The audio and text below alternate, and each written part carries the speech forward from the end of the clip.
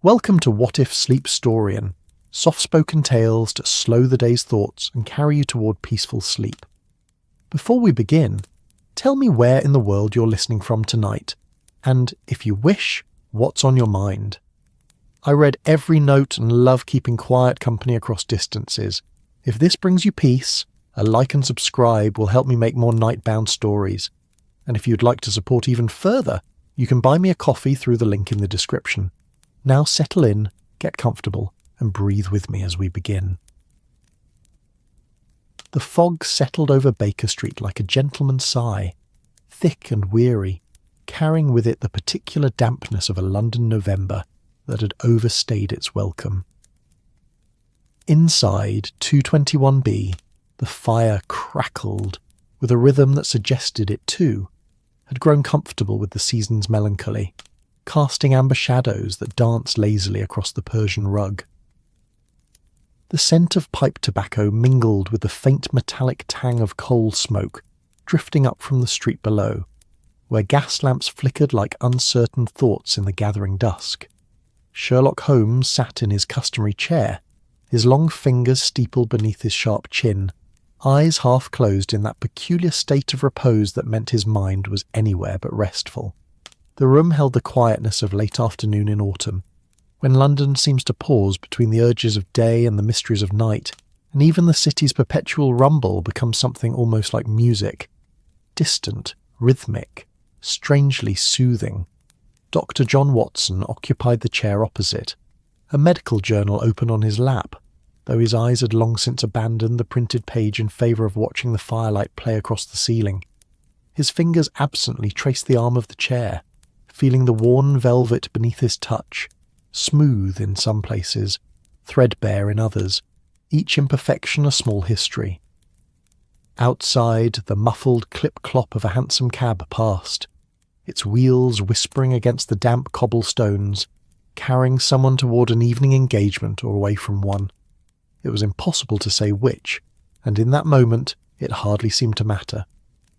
The telegram arrived at 17 minutes past 5. Watson would remember this detail later, not because he had noted the time with any particular care, but because the clock on the mantelpiece had chimed the quarter hour just as Mrs. Hudson's footsteps creaked on the stairs, each step announcing her approach with the particular rhythm of someone carrying news they suspected would disrupt a peaceful evening. "Telegram for you, Mr. Holmes," she said, entering with that mixture of formality and familiarity that only a long-standing landlady can master. Her voice carried the soft burr of her origins, somewhere north of London where the vowels stretched a bit longer and the consonants didn't cut quite so sharp. Marked urgent, though I confess they all seem urgent these days. I sometimes wonder if the telegram service has forgotten how to send a leisurely message. Holmes's eyes opened fully, and he unfolded himself from the chair with a fluid grace that always surprised Watson, given how entirely motionless the detective could remain for hours at a time. He took the telegram with a nod of thanks, his fingers already working at the seal, before Mrs. Hudson had quite closed the door behind her. The room settled back into its quietness, but it was a different sort of quiet now. Expectant. Waiting. Watson found himself listening to the small sounds. The whisper of paper unfolding, the faint hiss of the fire, the distant call of a street vendor whose voice had gone hoarse from a day of hawking whatever small comforts he had to sell to a city that always needed comforting. Holmes read the telegram once quickly, then again with the slow deliberation of a man translating not just words but implications, the spaces between words, the choices of what had been said and what had been carefully left unsaid. His expression shifted through several subtle configurations. Interest. Calculation. Something that might have been concerned if Holmes ever admitted to such commonplace emotions. "Well," he said finally, his voice carrying that particular tone of satisfaction that meant a puzzle had just presented itself at precisely the moment boredom had begun to sharpen its teeth. "It seems my brother needs us." Watson closed his journal, careful to mark his place, though he could no longer remember what article he'd been attempting to read. "Mycroft? That's unusual. He generally prefers his puzzles to remain comfortably confined to Whitehall."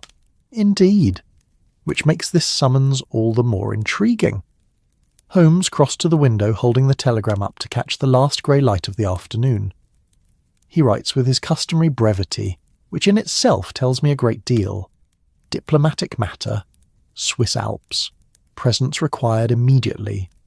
Regrettable incidents demand discretion. Letter follows. And then, as if in afterthought, though I assure you nothing Mycroft does is afterthought, he adds, bring suitable attire for mountain conditions. The Swiss Alps? Watson rose from his chair, feeling a small flutter of something between apprehension and excitement. In November, Mycroft's sense of timing has always been impeccable, though rarely convenient. Holmes moved away from the window, already calculating, his mind visible in the small movements of his eyes, the way his fingers drummed once against his thigh. A diplomatic matter suggests some gathering of consequence. Switzerland's neutrality makes it the natural venue for delicate negotiations, the sort where nations might discuss what they would never commit to paper, much less announce to their respective parliaments. Watson crossed to the mantelpiece, where the clock now showed 5:30, its brass face reflecting the firelight in small warm glimmers. And the regrettable incident? There's the hook, isn't it? Holmes turned back to face his friend, and Watson saw that particular gleam in his eye that meant the game, as Holmes was fond of saying, was afoot. Mycroft is not a man given to melodrama. When he calls something regrettable, he means it has complicated implications. When he demands discretion, he means the matter touches upon things nations would prefer to keep quietly swept under very expensive carpets. The fire popped, sending a small shower of sparks up the chimney, and the sound seemed to emphasize the weight of the moment. Outside, the fog had thickened further, pressing against the windows like something curious, muffling the city's sounds until Baker Street felt almost like an island, separate from the world's usual concerns. And what? Watson asked, resuming his seat but leaning forward now, elbows on knees. Does your brother consider a suitable attire for mountain conditions? Holmes's smile was brief but genuine. Something warmer than your usual waistcoat, I should think. The Alps in November are rather less forgiving than Regent Street in spring. He moved to his desk, pulling open a drawer with purpose. I have here a monograph on Alpine climbing accidents from the past decade. Fascinating reading, really. The number of ways one can meet misfortune at altitude. I suspect we shall need to familiarise ourselves with the particulars of mountain safety, or rather, the lack thereof. Watson felt a small knot form in his stomach, the old military instinct that recognised when comfort was about to give way to challenge. You think this regrettable incident involves a climbing accident? I think, Holmes said, settling back into his chair with the monograph in hand, that when diplomats gather in mountain resorts and my brother summons us with talk of incidents and discretion, we're dealing with something that was meant to look like an accident. He opened the book, his eyes already scanning the pages with that voracious attention he brought to any new problem. The Alps are magnificent, Watson, but they are also magnificently dangerous. They offer 1,000 ways for an unfortunate soul to meet an untimely end, each one deniable, each one explainable as simple misfortune or human error. The room fell quiet again, but it was the quietness of two men thinking, planning, feeling the pull of something beyond their comfortable London sanctuary. The fire continued its steady crackling, the fog continued its gentle siege of the windows, and the clock measured out the moments with its patient mechanical breathing. Watson found himself thinking of mountains, peaks he had glimpsed during his military service in places where empires collided, white summits distant and eternal against harsh blue skies. He thought of cold, the particular cold that finds its way through every layer of clothing and settles in the bones like an unwelcome guest. He thought of the effort of breathing thin air, the way altitude makes every step feel earned. "We leave tomorrow, I assume?" he asked, though he already knew the answer. "Tonight, if possible."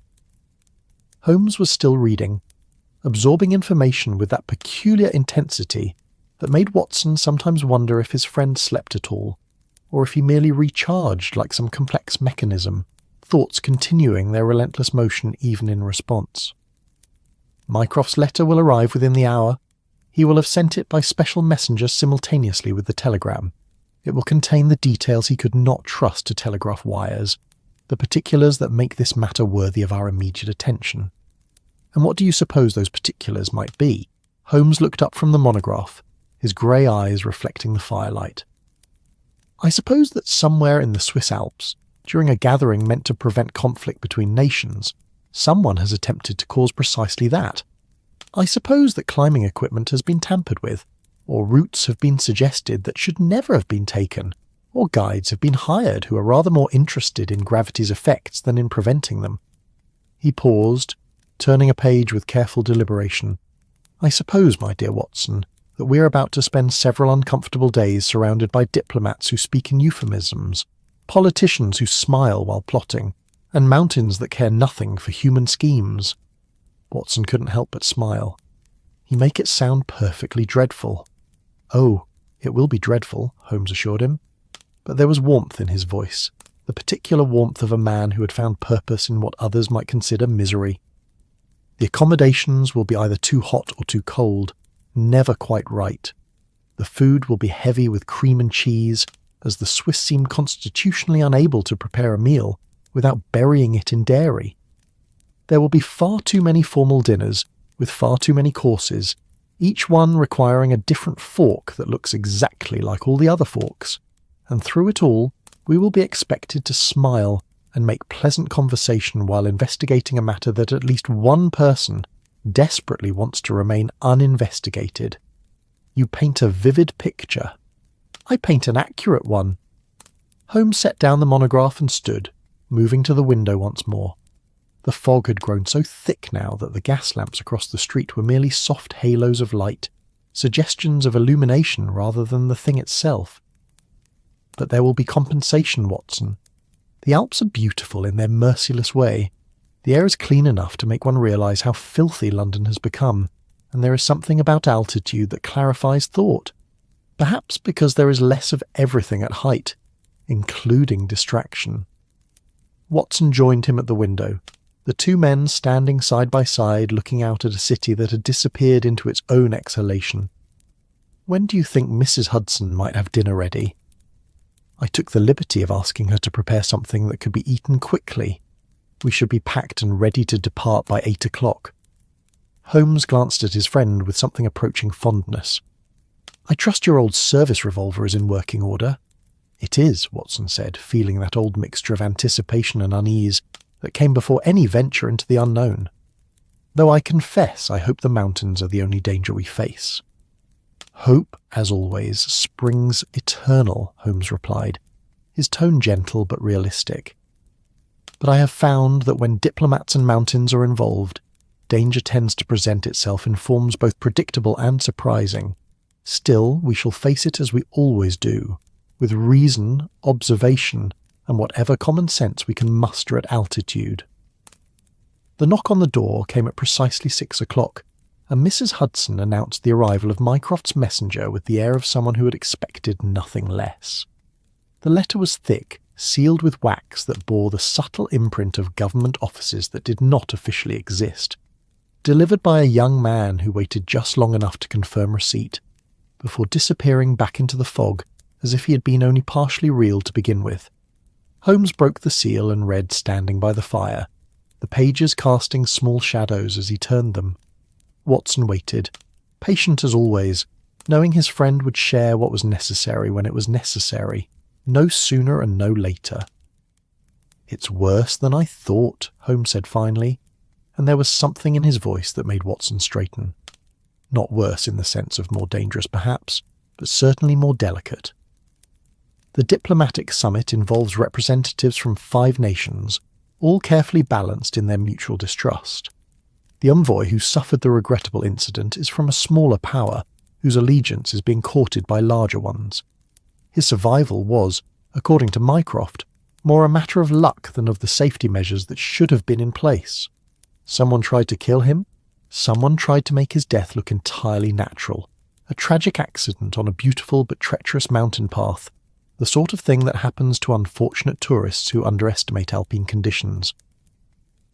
Holmes folded the letter with care. But the envoy survived, shaken but alive, and began asking questions that made certain parties uncomfortable. Mycroft has been asked quietly and unofficially to ensure the matter is investigated with both thoroughness and absolute discretion. And so he sends you. He sends us, Holmes corrected. Your presence will be invaluable, Watson, both as a medical man and as someone who can navigate difficult terrain without complaint. Mycroft writes that the location is remote enough to require actual climbing, which I confess is not among my primary skills. You, however, have at least a passing familiarity with demanding physical conditions. Watson felt a warmth that had nothing to do with the fire. I'll do my best not to slow you down. My dear fellow, I have every confidence you'll be hauling me up some cliff face, while I protest that observation is best conducted from safe, horizontal ground. Holmes moved toward his bedroom, already mentally cataloguing what would need to be packed. We have approximately 90 minutes to prepare for a journey that will take us across the Channel, through France, and into Switzerland by the fastest connections available. I suggest we focus on warm clothes, sturdy boots, and whatever optimism we can pack alongside our more practical supplies.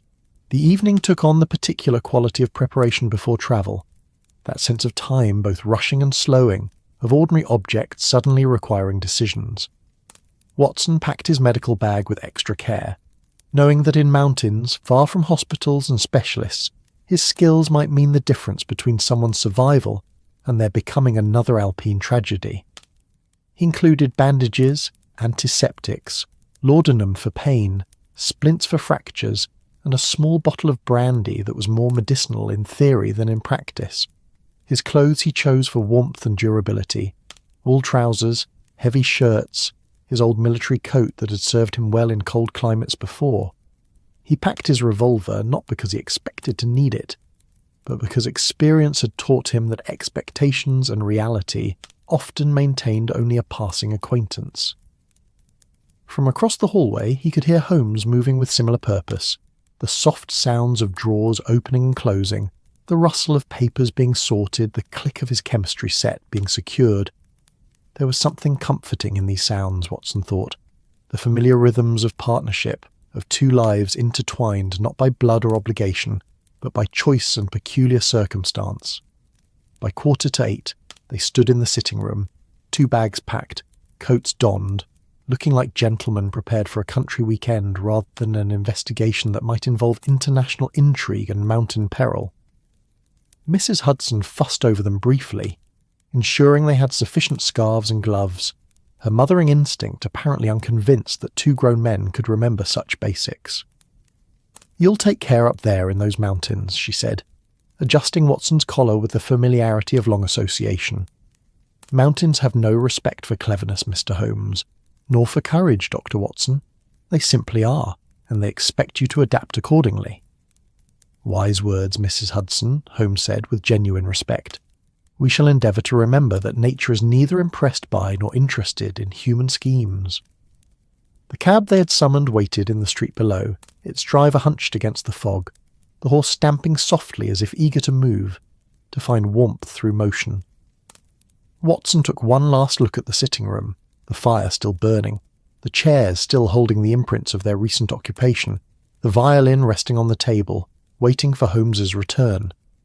Then they were descending the stairs, stepping out into the November evening, into the fog that swallowed London whole, heading toward a train that would carry them away from familiar streets toward peaks that scraped the sky, toward a mystery that waited with the patience of stone, toward whatever truth lay hidden in the cold, clear air of the Swiss Alps.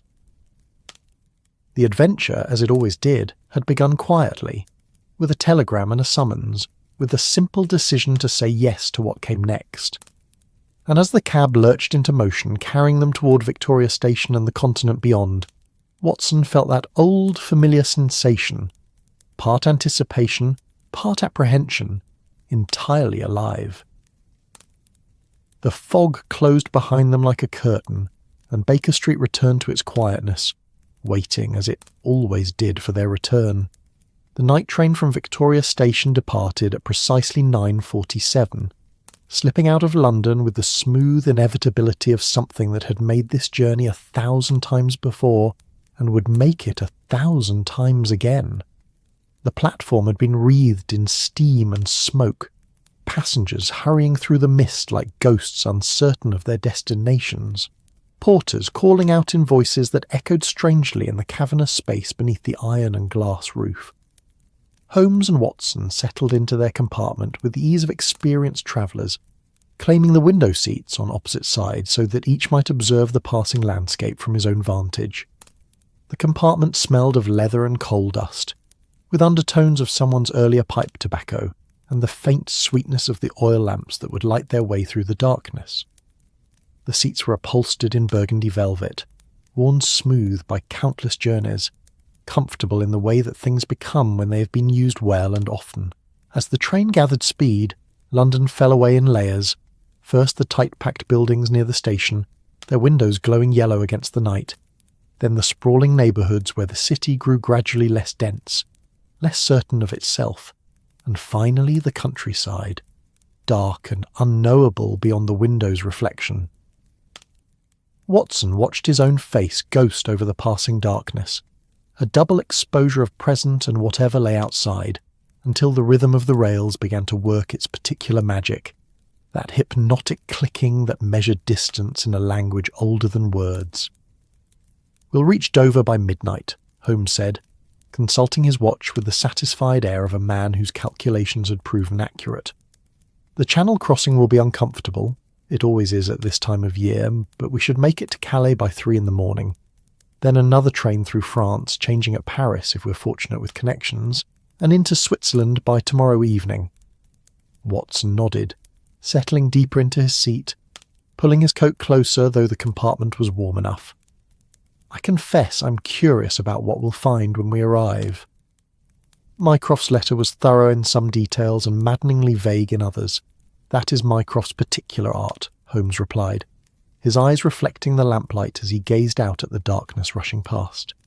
"He tells you precisely what he wishes you to know, in exactly the order he wishes you to know it, and leaves you convinced you've been thoroughly informed when in fact you've merely been thoroughly managed." There was fondness in his voice despite the criticism. "In this case he has told us enough to ensure we take the matter seriously, but not so much that we arrive with preconceptions that might cloud our observation." The train swayed gently as it took a curve, and Watson felt the familiar comfort of motion, of travelling towards something unknown. He had always found a peculiar peace in journeys, that suspended state between departure and arrival, when one was neither here nor there but simply in transit, temporarily freed from the weight of place and expectation.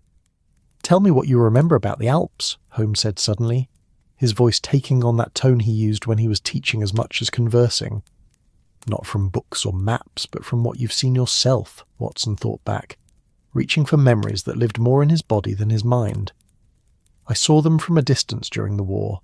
The Afghan campaigns took us near enough to see mountain ranges that might have been their eastern cousins.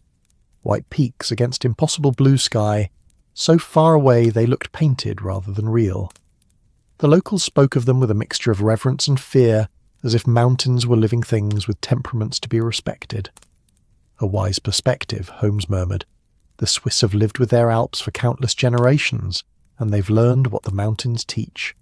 That beauty and danger are often identical, that majesty cares nothing for admiration, that height grants perspective but demands price." Through the window, the English countryside continued its dark procession. Fields and forests reduced to shadows, occasional lights marking farms or villages where people slept or couldn't sleep, where lives unfolded in their ordinary ways while the night train carried its cargo of travellers toward the continent. "The Alps," Holmes continued, his voice taking on that quality it had when he was drawing from deep reading and observation, "are relatively young as mountains go, mere adolescents in geological terms, which explains their dramatic nature. They thrust up from the collision of continents, African plates pushing against Europeans, creating peaks that scrape 4,000 metres into the sky. The Swiss have learned to live with them, on them, around them, making use of every valley and pass, turning what could have been isolation into a kind of fortress neutrality." Watson listened, lulled by his friend's voice and the train's rhythm, feeling the knowledge settle into his mind like snow accumulating on a slope. And in the 1890s, what brings diplomats to mountain resorts in November? Now there's an interesting question. Holmes shifted, crossing his legs, fingers steepled in his characteristic pose of concentration. Switzerland's neutrality makes it the perfect venue for discussions that need to happen away from the prying eyes of national capitals. The mountain resorts, Davos, St. Moritz, Zermatt, have become fashionable not just for their supposed health benefits, the clean air and altitude cures that doctors prescribe for everything from consumption to nervous exhaustion, but also for their discretion. Diplomats can meet casually, as if by chance, in hotel lobbies and dining rooms. Conversations can happen during walks in the snow, witnessed only by peaks that keep excellent secrets. The train slowed as it approached a small station, a platform briefly visible in lamplight before being swallowed again by darkness. A few passengers boarded, their voices a brief intrusion of other lives, other journeys, before the train resumed its forward progress and quietly returned to the corridor outside their compartment. Mycroft mentioned 5 nations represented at this summit, Watson prompted, knowing his friend had been turning this over in his mind since receiving the letter. 5 nations, each with its own agenda, each watching the others with what diplomats call friendly concern and what honest men call suspicion. Holmes's smile was brief and sharp. Britain, naturally, with interests in maintaining a balance of power that prevents any single nation from dominating the continent. France, still nursing wounds from past conflicts and anxious about future ones. Germany, newly unified and feeling its strength, eager to assert itself. Austria-Hungary, that patchwork empire trying to hold itself together through careful manoeuvring. And the smaller nation whose envoy nearly died. A country whose allegiance is being courted by larger powers, whose geography makes it strategically valuable, whose decision might tip balances in ways that cascade into consequences. Watson felt the weight of it settling over the conversation like frost. And if the envoy had died? If it had looked like a simple accident? Then his nation would have sent a new representative, perhaps someone more amenable to one side or another. Or they might have withdrawn from negotiations entirely, insulted by what they perceived as inadequate safety measures, or they might have demanded concessions using tragedy as leverage. Holmes's voice was quiet but intense. Every outcome serves someone's interest, Watson. The art is in determining whose interest is served most, and whether they cared enough to make that outcome happen. The night deepened as they travelled, the train carrying them through sleeping England toward the coast. Watson found himself dozing intermittently, that half-sleep of travel where the mind rests but remains aware of motion, of the train's sounds and rhythms, of Holmes's occasional movements in the opposite seat. Once he woke fully to see his friend silhouetted against the window, watching the darkness pass with the intense attention he brought to everything, as if the night itself might yield clues. Dover appeared as a scatter of lights against the black mass of sea and sky, the port busy even at midnight with the eternal traffic between island and continent. The crossing was, as Holmes had predicted, uncomfortable, the channel choppy with November winds, the ferry rising and falling with a motion that tested even Watson's military-trained stomach. They stood on deck despite the cold and spray, both men preferring discomfort to the close stuffiness of the passenger cabin. The white cliffs faded behind them, England disappearing into darkness, and ahead the lights of France beckoned like promises or warnings, impossible to say which. The wind carried salt and cold, and the particular smell of deep water, ancient and indifferent. Watson pulled his coat tighter and thought about mountains, about heights that dwarfed even this crossing, about the thin air and sharp cold that waited in the days ahead. Calais received them with the organised chaos of a port that never quite sleeps, French voices sharp and musical after the rounded tones of English, everything somehow both more formal and more passionate at once. The train to Paris waited like a patient beast, and they boarded with the last of their English reserve before surrendering to the particular exhaustion of sustained travel. Watson slept properly now, his body finally insisting on what his mind had been postponing, and woke to find dawn breaking over the French countryside. Fields arranged in patterns different from England's, villages clustered around church spires, a landscape shaped by different hands and histories. Holmes was reading, having apparently produced a slim volume on Alpine flora from his luggage, absorbed in descriptions of plants that survived at altitudes that killed most living things. "Coffee," Watson murmured, his mouth dry with sleep and travel. "Please tell me the French understand coffee." "They understand it better than we do," Holmes assured him, glancing up with a slight smile. "There's a dining car 2 carriages forward. I took the liberty of investigating while you were communicating with Morpheus." The coffee, when Watson finally held the cup in both hands, was everything he needed. Hot, strong, bitter, in the way that wakes the blood. The dining car swayed gently as the train carried them south and east. Other passengers scattered at small tables, everyone sharing that particular camaraderie of travellers who have survived the night and emerged into the morning, changed by the journey. In small ways they wouldn't recognise until much later. Paris arrived as a grey sprawl beneath grey sky, the city of light muted by November clouds but still unmistakably itself, elegant even in gloom, grand in its certainty that it was the centre of things that mattered. They changed trains with an hour to spare, enough time to walk briefly along platforms that echoed with a dozen languages, to observe the theatre of arrival and departure, to drink more coffee and eat bread that tasted of wheat and thyme and the particular alchemy that French bakers seemed to summon with their hands. The train to Switzerland left on schedule, and now the landscape began its transformation, the flat fields giving way to rolling hills, then steeper slopes, forests climbing heights that grew progressively more dramatic. Watson watched the world rise, feeling his ears pop slightly as altitude increased, seeing the architecture change from stone cottages to wooden chalets, from tile roofs to steep-pitched structures designed to shed snow. "We're entering a different world," Holmes observed, setting aside his book to watch the passing scenery with fresh attention. The Alps create their own weather, their own rules.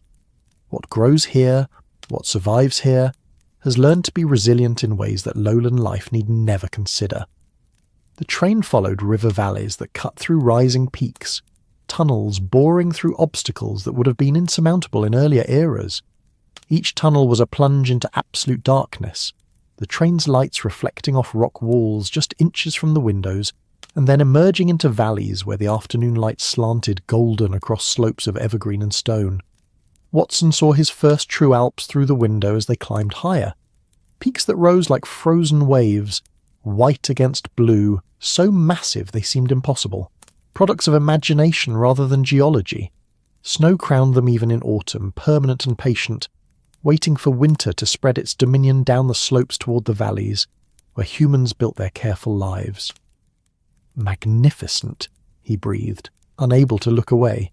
"And merciless," Holmes added, but his voice held admiration. "They care nothing for our politics, Watson. They were here millions of years before nations drew their borders, and they'll remain long after those borders have been redrawn 1,000 times. It's humbling, in a way that's good for the soul." The train stopped at small stations with names that sounded musical and strange: Martigny, Visp, Brig, each one a threshold between lower and higher, between the world of easy travel and the world of consequence.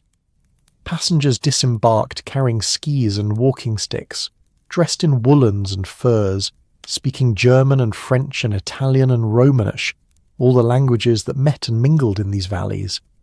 Their destination required one final change, to a smaller train that would take them up the mountain to the resort where the diplomatic summit was being held. This train was a narrow-gauge marvel, built specifically to conquer grades that would have defeated normal locomotives, climbing at angles that made Watson grip his seat and wonder at the engineering that made such ascents possible. The valley fell away below them as they rose, farms and villages shrinking to toy scale, rivers becoming silver threads, the world revealing patterns visible only from height. The air through the window's crack was cold now, genuinely cold, carrying scents of pine and snow and stone, clean and sharp enough to make Watson's lungs work harder. "Tell me about mountain sickness," Holmes said suddenly, still watching the scenery but clearly thinking ahead to what awaited them. Watson shifted into his medical mindset, grateful for solid knowledge in the face of so much unknowing. "Altitude affects people differently. Some adapt quickly, others struggle.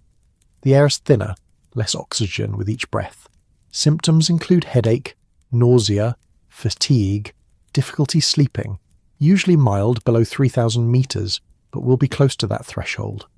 And more severe cases, confusion, loss of coordination, fluid in the lungs or brain in extreme situations. But that's rare at the altitudes we'll be reaching, and usually only in people who ascend too quickly without proper acclimatization. He paused, considering. Though I imagine if someone wanted to incapacitate a person without obvious violence, altitude sickness could provide useful cover. Make someone climb too high too fast, and their own body becomes the weapon. Holmes nodded slowly, filing this away in whatever mental catalogue he maintained. Everything about mountains seems to offer opportunities for those who wish to cause harm while maintaining deniability. Falls, avalanches, equipment failures, weather, altitude. Nature provides an abundance of explanations for human malice. The resort appeared as they rounded a final curve, nestled on a shelf of mountain as if placed there by deliberate hand. A large hotel in the Swiss chalet style, all dark wood and white plaster, steep roofs and carved balconies, windows glowing warm against the late afternoon shadows. Around it, the peaks rose like sentinels, white and grey and eternal, close enough now to show their texture. Snowfields and exposed rock, the lines where nothing could grow giving way to hardy vegetation clinging to impossible slopes. The train pulled into a small station that was more platform than building, and Watson felt the cold immediately as he stepped down, a cold that went through his coat and found his bones. Not cruel, but certainly indifferent. The air was thin enough that his first deep breath felt insufficient, requiring a second and third before his lungs felt satisfied. Porters appeared to handle their luggage, men who moved with the easy confidence of those who lived at altitude, who climbed slopes for whom flat ground was memory rather than daily experience. They spoke German primarily, but with enough French and English to manage the international clientele that the hotel attracted. The walk from station to hotel was brief but revealing. Watson felt his heart working harder, his breath coming quicker, his body adjusting to air that offered less with every inhalation. Holmes showed no sign of struggle, but then Holmes rarely showed signs of anything he didn't wish to reveal. Around them, snow lay in patches where sun hadn't reached, pristine and somehow luminous even as daylight faded. The hotel's entrance was grand without being ostentatious, designed to welcome while maintaining Swiss restraint. Warmth poured from the open doors, carrying scents of wood smoke and cooking, of beeswax and wool, of the particular smell that hotels have when they've housed travellers for years and absorbed something of all those lives. Inside, the lobby was everything Watson had imagined a mountain resort would be. High ceilings with exposed beams, a fireplace large enough to roast an ox, furniture that managed to be both rustic and elegant, arrangements of dried flowers and pine boughs that brought the outside in without the associated cold. Gas lamps glowed softly even though electricity had clearly reached this altitude, as if acknowledging that some forms of light were better suited to mountain evenings. Guests moved through the space with that particular reserve of the upper classes when among strangers but in shared quarters, acknowledging without engaging, observing while pretending not to the social ballet that Holmes found endlessly amusing and Watson found endlessly exhausting. At the reception desk, a clerk greeted them in English, accented but precise, confirming their reservation with efficiency that suggested Swiss horology had influenced Swiss hospitality. "Mr. Holmes, Dr. Watson, welcome. Your rooms are prepared. You're expected for dinner at 8 o'clock. Formal dress, if you please. The summit attendees gather in the main dining room. I am to inform you that Mr. Mycroft Holmes left word that you should join him in the library at your earliest convenience after settling in." Holmes's eyebrow rose fractionally. "My brother is here personally. That is unexpected. He arrived yesterday evening, sir. I believe the matter he is attending to required his direct involvement." They were shown to adjacent rooms on the third floor, facing south toward peaks that caught the last light of day, glowing pink and gold and impossible against the darkening sky. Watson's room was comfortable in the Swiss fashion. Heavy furniture, thick curtains, a feather bed that looked like it might swallow him whole, a ceramic stove that radiated gentle heat from the corner. He unpacked quickly, changing his travel-worn clothes for something more presentable, washing face and hands in water that was cold despite the heated room, feeling the ache of sustained travel in his shoulders and back. Through the wall he could hear Holmes moving with similar purpose, preparing for whatever came next. 20 minutes later, they descended to the library, a room that smelled of leather and old paper, wood polish, and the particular mustiness that accumulates where knowledge is stored. Mycroft Holmes sat in a chair that seemed to have been designed specifically for his substantial frame, a brandy at his elbow, reading something that he tucked away as they entered. Sherlock, Dr. Watson. Excellent timing. Mycroft's voice was smooth as always, cultivated and controlled, but Watson detected an undercurrent of tension that even the elder Holmes couldn't quite disguise.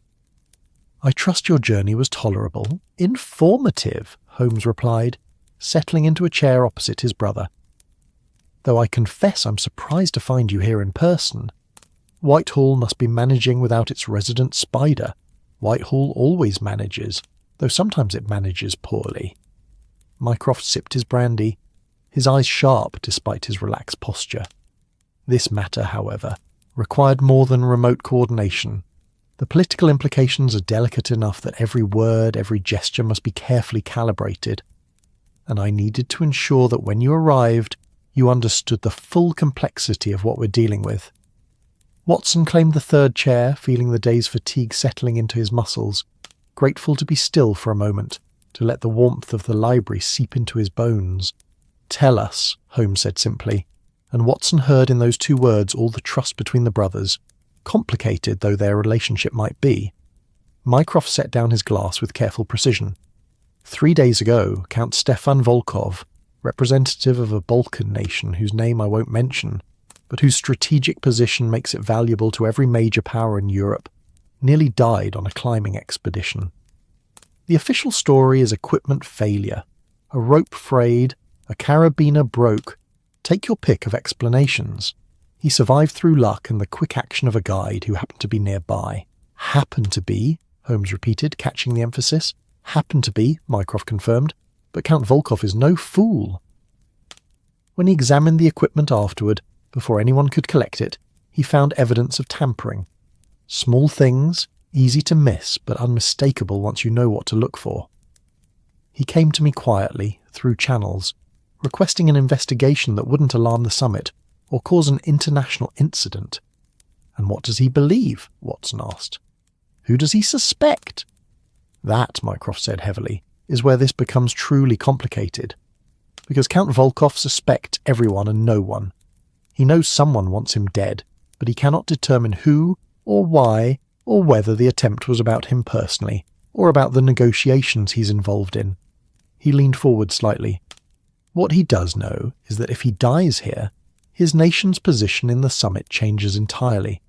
New representative, new instructions, potentially a completely different outcome to discussions that could reshape European alliances for decades."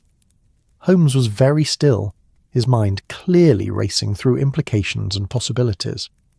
"So we have attempted murder disguised as an accident, political machinations at the highest level, international tensions barely contained by Swiss civility, and a victim who survived but can't identify his attacker." "Precisely," Mycroft confirmed. "Welcome to the Alps, gentlemen. Try not to fall off anything." The library settled into brief silence, broken only by the soft tick of a clock and the distant sounds of the hotel preparing for evening. Outside, the last light faded from the peaks, and the mountains disappeared into darkness, waiting with the patience of stone for whatever dawn would bring. Watson looked at Holmes, then at Mycroft, and felt the weight of what they'd travelled into. Not just altitude and cold, but human schemes playing out against a backdrop of indifferent majesty, where a misstep meant more than personal consequence. The game, as Holmes would say, was indeed afoot. But this time the playing field was vertical, treacherous and beautiful enough to make you forget, just for a moment, that someone had recently tried to commit murder at this altitude, just for a moment, but no longer. Morning arrived in the mountains with a quality of light that Watson had never quite experienced before, crystalline and sharp, as if the sun had been filtered through the thin air and emerged purified, more itself than it could ever be at lower altitudes.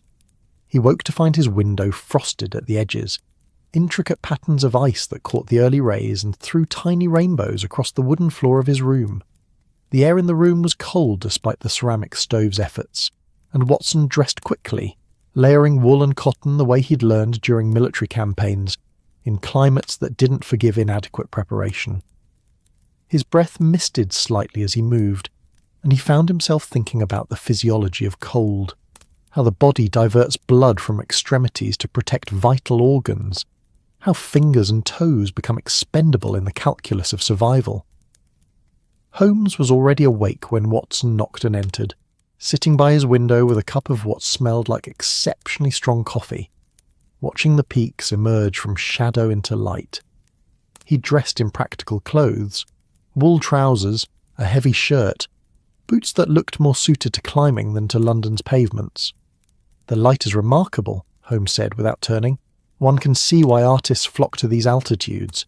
Everything is rendered with such clarity that it almost hurts to look at. No fog, no smoke, no industrial haze, just raw reality, unfiltered and unforgiving." Watson joined him at the window, accepting the second cup of coffee that Holmes had apparently ordered in anticipation of his arrival. Below them, the hotel grounds showed signs of early activity, staff moving about their duties, a few hardy guests already venturing out for morning constitutional walks, their breath visible as small clouds in the cold air. "Mycroft sent word at dawn," Holmes continued, gesturing to a note on the small table beside his chair. "Count Volkov has agreed to show us the location of the accident this morning. He'll meet us at 9 o'clock with the guide who saved him, a local man named Jakob Steiner, apparently well respected among the mountain communities, who has been guiding climbers for over 20 years. "And the equipment?" Watson asked, sipping the coffee and feeling its warmth spread through his chest. "Secured in Volkov's room, untouched since the incident. We'll examine it before we venture out." Holmes finally turned from the window, his grey eyes sharp with focus. "I confess I'm curious to see what passed for an accident in the minds of whoever arranged this. There's an art to making murder look natural, and mountains provide an abundance of canvas." They breakfasted in the hotel's dining room, a space that managed to be both grand and intimate, with windows that opened onto views of peaks that dominated the horizon like frozen titans. The other guests were a mix of diplomats and their attendants, tourists seeking the fashionable altitude cure, and a few serious mountaineers whose weathered faces and lean builds marked them as different from the merely wealthy visitors. Watson noted how conversations happened in clusters, how certain tables were carefully positioned away from others, how smiles were exchanged with calibrated warmth that never quite reached eyes. This was diplomacy at its most refined. Everyone observing everyone else while pretending to be entirely focused on their coffee and bread rolls. Count Stefan Volkov appeared at precisely 9 o'clock, punctuality apparently a virtue that transcended national boundaries at this altitude. He was a man in his early 50s, Watson estimated, with the upright bearing of military training, and eyes that held a wariness that no amount of diplomatic polish could quite disguise. His right hand, Watson noticed, bore fresh bruising across the knuckles, the kind that came from gripping something hard enough to leave marks, from holding on when letting go meant death. Mr. Holmes, Dr. Watson. His English carried a Slavic accent that softened consonants and lengthened vowels in a way that was oddly musical. "I am grateful you have come. Mycroft Holmes speaks highly of his brother's abilities, though I confess I was sceptical that even the famous detective could find clarity in something so carefully arranged." Count Volkov? Holmes shook the offered hand, his gaze already cataloguing details. The bruising, the slight stiffness in the man's left shoulder, the way he stood with his weight favouring his right leg. "I find that careful arrangement often reveals more than chaos. Those who plan their actions leave patterns, however subtle." They were joined by Jakob Steiner, the guide, a man who seemed carved from the same granite as the peaks around them. Weathered, solid, economical in movement and speech. His hands were calloused in patterns that spoke of years working with ropes and rock, and his eyes held the particular quality of those who've learned to read mountains the way others read books. "Herr Holmes, Herr Doctor," he greeted them in German-accented English. "The Count tells me you wish to see where the accident happened. It is a climb of perhaps 2 hours, not difficult for those who are careful, but the altitude." He paused, assessing them. "You have climbed before?" "I've walked in a difficult terrain during my service," Watson offered. "Afghanistan, some mountainous regions." "Good. You understand that mountains demand respect." Steiner nodded approvingly. "We go slowly. We watch our footing. We do not let the beauty distract us from the danger. This is the first rule of staying alive at altitude." In Volkov's room, laid out on a table like evidence in a courtroom, were the items that had nearly killed him: a length of climbing rope, 2 metal carabiners, a leather harness, and a set of metal spikes called crampons that strapped to boots for travelling over ice. Holmes approached the display with a focused intensity that Watson had seen 100 times before, when every fibre of his friend's being concentrated on the puzzle before him. The rope appeared ordinary at first glance, thick hemp, well made, the kind of equipment that professional guides would trust with their lives and the lives of their clients. But Holmes lifted it with careful hands, examining the end where it apparently failed, and Watson saw his friend's expression shift into something harder, colder. "This was cut," Holmes said quietly, running his fingers along the fibres. "Not obviously, not all the way through, but weakened deliberately. See here?" He held the rope up to the light streaming through the window. The outer fibres are frayed as if from wear, but the inner core shows clean cuts, made with something sharp. A knife held at a specific angle to mimic the pattern of natural deterioration. Volkov's face had gone very pale. I suspected, but to hear it confirmed. "The carabiners show similar tampering," Holmes continued, setting down the rope and picking up one of the metal loops. "This one has been scored along the inside edge. Not enough to be visible at casual glance, but sufficient to weaken the metal at precisely the point where stress would be greatest during a fall. It's quite sophisticated, really. Whoever did this understood both climbing equipment and metallurgy." Steiner moved closer, his professional curiosity overcoming whatever shock he felt. "May I?" At Holmes's nod, he examined the carabiner with expert hands, turning it in the light, his expression growing darker. "Gott in Himmel! This would have failed under load, certainly, and when rope and carabiner both fail—" He didn't finish the sentence. He didn't need to. "Tell me about the climb," Holmes said, setting down the equipment and turning his full attention to Volkov. "Every detail you remember from the moment you decided to make the ascent to the moment you found yourself falling." Volkov moved to the window, perhaps needing the sight of the mountains to anchor his memory in something solid. "It was 3 days ago, early morning like today. Clear weather, perfect conditions. I had expressed interest in seeing the glacier path, a route that offers spectacular views but is not technically difficult for someone with reasonable fitness and proper equipment."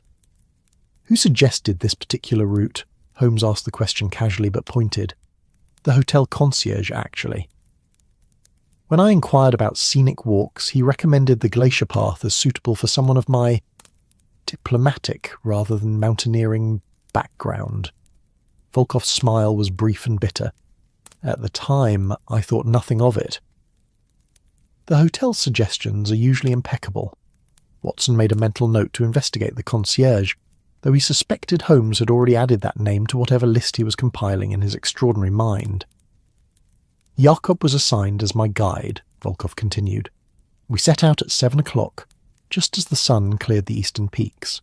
The path begins gently, through forest, then emerges onto more exposed terrain. The morning was beautiful, cold but clear, the kind of day that makes you understand why people are drawn to mountains despite their dangers." Steiner took up the narrative, his voice measured and factual. "The glacier path is well maintained, used often by tourists who want the experience of altitude without excessive risk. There are fixed ropes at certain points, handholds carved into rock where the way becomes steep. I have guided this route perhaps 50 times in all seasons. I know every stone." "We climbed for perhaps 90 minutes, Volkov said, his gaze distant with memory. "I felt strong despite the altitude." Jakob was patient with my pace, pointing out features of the landscape, explaining how the glaciers carved these valleys over millennia. We reached a section where the path narrows, with a cliff face on one side and a considerable drop on the other. Not enormous, perhaps 15 metres, but onto rocks that would show no mercy. Watson felt his stomach tighten slightly. 15 metres might not sound like much, but he'd seen what falls from such heights did to human bodies, how gravity turned flesh and bone into broken things. "This is where we use the fixed rope," Steiner explained. "It is anchored at both ends, running along the cliff face for about 20 metres. Standard procedure. The climber attaches their harness to the rope using carabiners, and even if they slip, the rope catches them. It is very safe when equipment is sound." "But my equipment was not sound," Volkov said, his voice quiet but steady. I attached my harness as Jakob instructed, clipped the carabiners to the fixed rope, and began to traverse the narrow section. I was perhaps halfway across when I felt the rope go slack in a way that was wrong. Not the natural give of hemp under tension, but the sudden loss of support that means failure. Holmes was motionless, absorbing every word, constructing in his mind the precise sequence of events. "I had perhaps a second to realise what was happening," Volkov continued. "The carabiner snapped. I heard the metal give way, a sound like a small bell breaking. And then I was falling, backward and down, and all I could think was how stupid I'd been to trust that ropes and metal would save me when someone wanted me dead." "But you didn't fall," Watson said gently. "No." Volkov turned from the window, and Watson saw something raw in his expression. The memory of terror, of helplessness, of the moment when death becomes not abstract but immediate. "Jakob caught me. Somehow, impossibly, he caught me." Steiner shrugged, uncomfortable with the attention. "I saw the carabiner failing.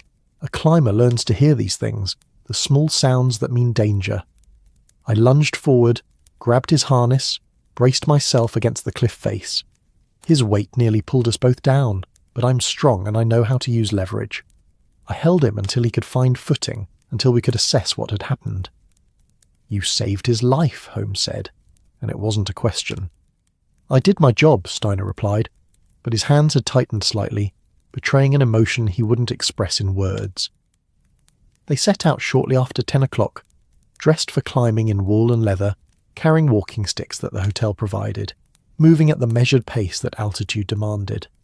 The path began as Volkov had described, winding through forest where evergreens grew in patterns shaped by wind and snow, their lower branches heavy with needles that released scent when brushed against. Watson felt his breathing quicken with exertion, his heart working harder than the relatively gentle slope seemed to warrant. This was the altitude he knew, the air giving less with each breath, the body adapting slowly to conditions that didn't quite support easy life. Holmes showed no distress, but then Holmes rarely showed anything he didn't wish to reveal, and Watson suspected his friend was feeling the same subtle strain, the same need to pace himself against thinning air. The forest gave way to more open terrain, and suddenly the world expanded into vistas that made Watson stop despite himself. The valley spread below, a patchwork of meadow and forest, tiny villages connected by roads that looked like threads from this height, and above, surrounding them on three sides, the peaks rose in frozen glory, white and grey and impossibly massive, their scale defeating comprehension, demanding simply to be witnessed and acknowledged as beyond human measure. "It's easy to understand," Holmes murmured beside him, "why ancient peoples thought gods lived on mountains. There's something about this scale that suggests the presence of powers greater than ourselves, forces that operate on timescales where human concerns are less than dust." They climbed higher, and the path grew steeper, rockier, the vegetation thinning to hardy grasses and alpine flowers that somehow survived where other life surrendered. Watson's lungs burned slightly with each breath, and he found himself grateful for the frequent pauses that Steiner insisted upon.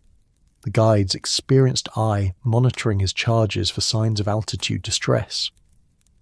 The narrow section appeared after nearly 2 hours of climbing, just as Volkov had described. A ledge carved along a cliff face, perhaps a metre wide, with rock rising vertically on the left and empty air opening to the right. The fixed rope ran along the cliff face, anchored at both ends by metal bolts driven deep into stone, worn smooth by countless hands that had gripped it for reassurance or necessity. Holmes approached the rope with intense focus, examining the anchoring points, testing the tension, running his hands along its length with the careful attention of someone reading Braille.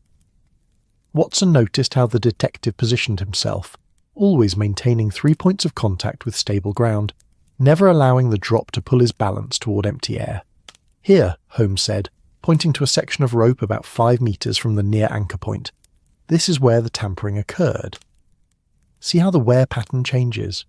Natural deterioration would be consistent along the rope's length, but this section shows accelerated damage.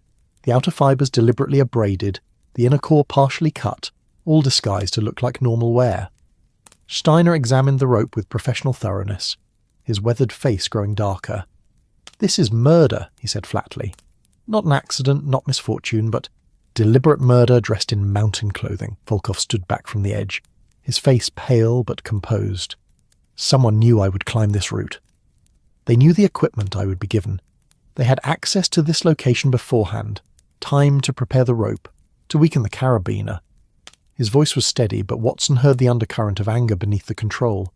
This was not an impulse or opportunity. This was planned.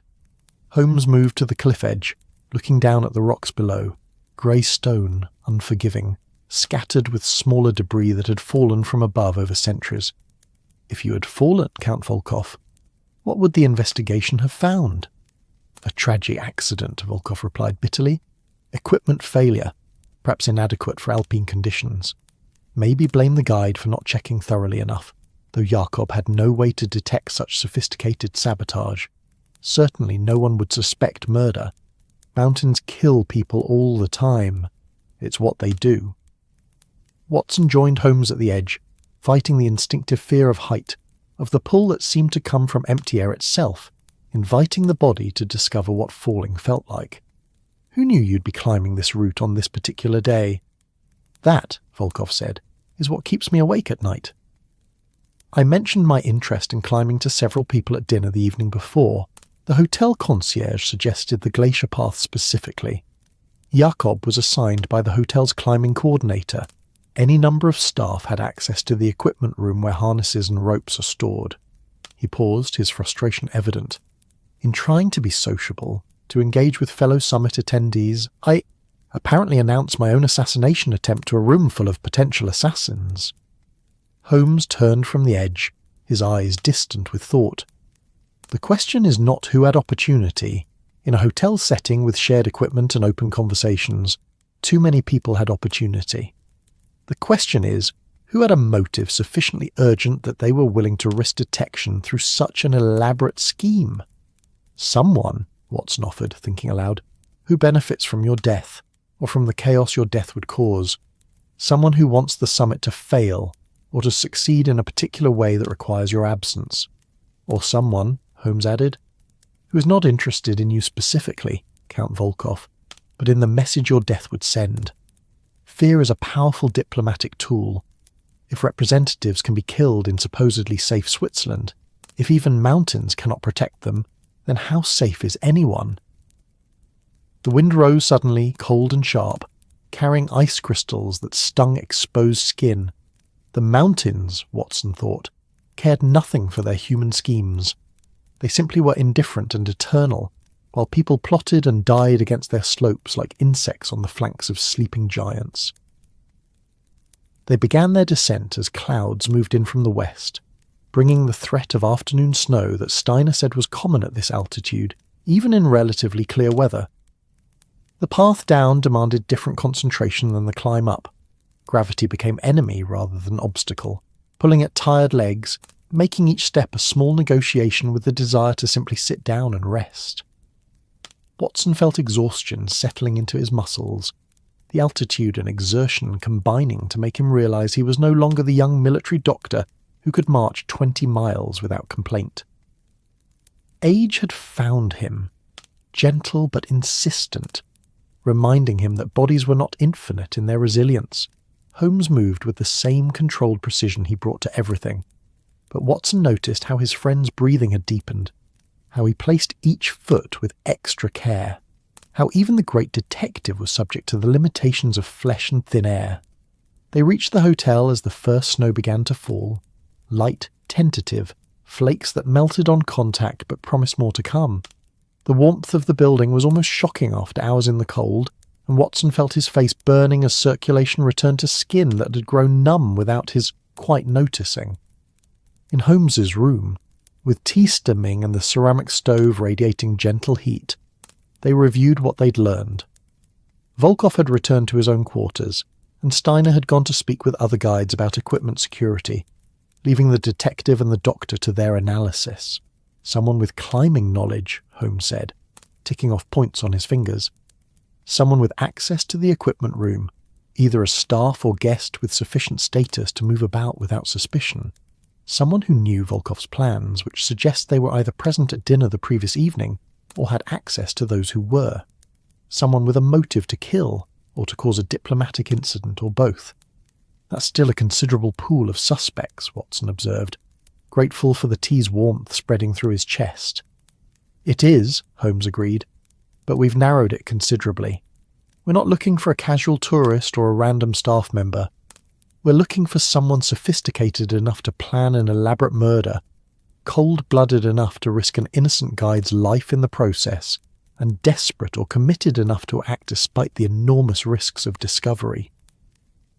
Outside, the snow fell more steadily now, covering the landscape in white that would make tomorrow's mountains look pristine and new, hiding all evidence of human passage, offering the illusion that these slopes were untouched by ambition or violence, or the small schemes of creatures who barely registered on the scale of geological time. Watson watched the snow and thought about the equipment laid out in Volkov's room, apparently announced my own assassination attempt to a room full of potential assassins. Holmes turned from the edge, his eyes distant with thought. The question is not who had opportunity.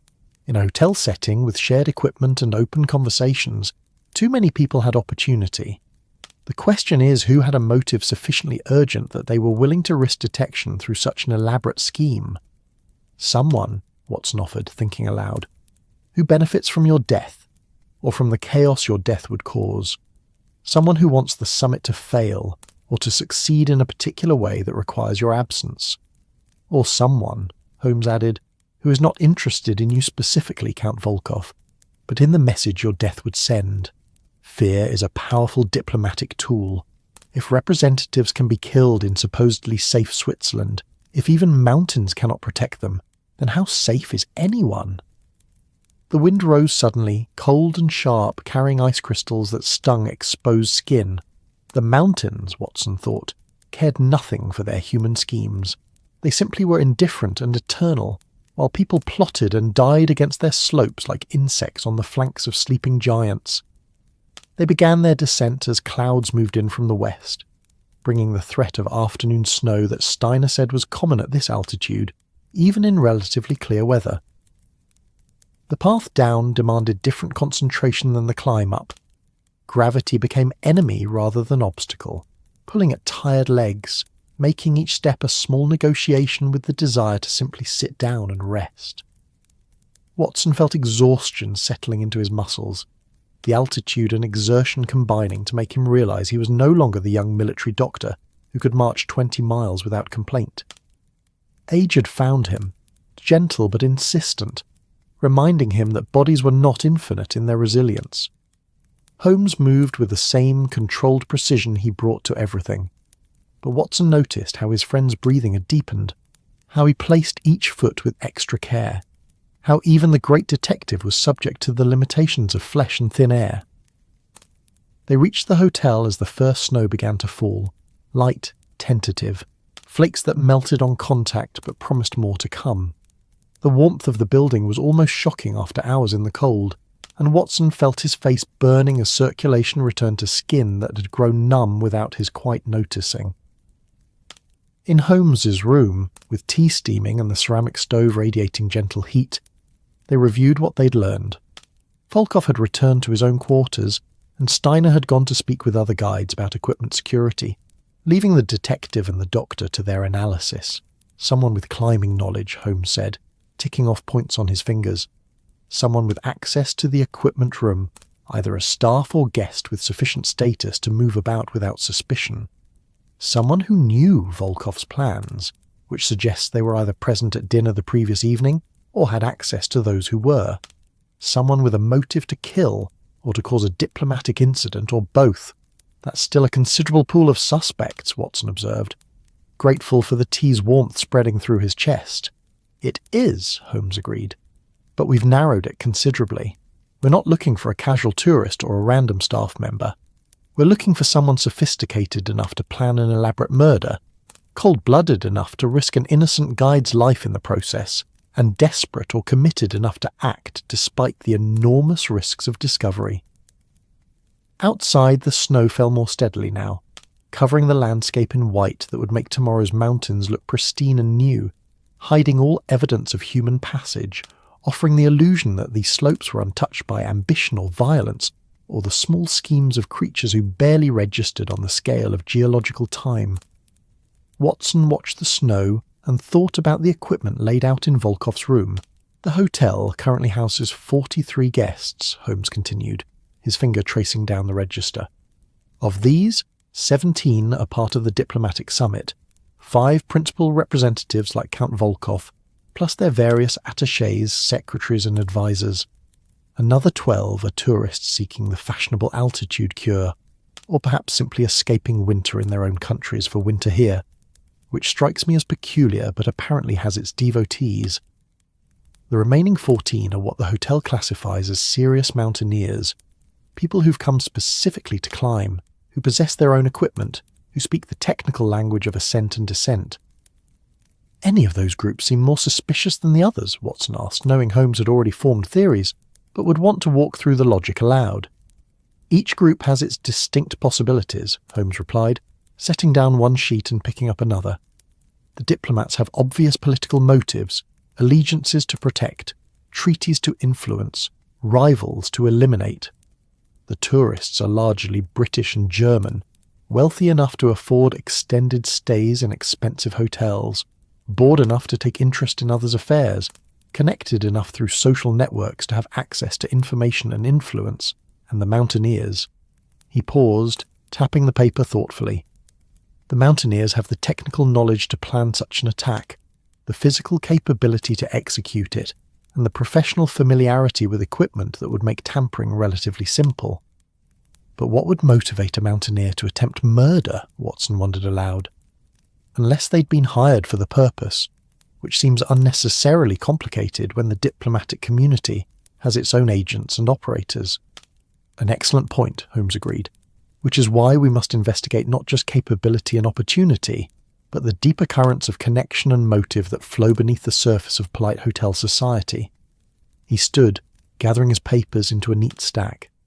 I've arranged interviews throughout the day, ostensibly social calls, conversations about the summit and its purposes, discussions of Alpine climbing conditions.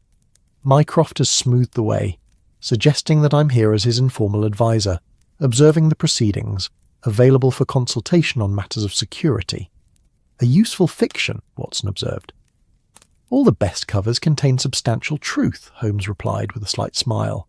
I am here on security matters, and I am available for consultation, though perhaps not in the manner most guests would assume.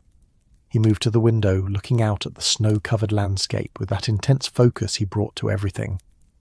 While I conduct these conversations, Watson, I'd like you to pursue a parallel investigation of your own.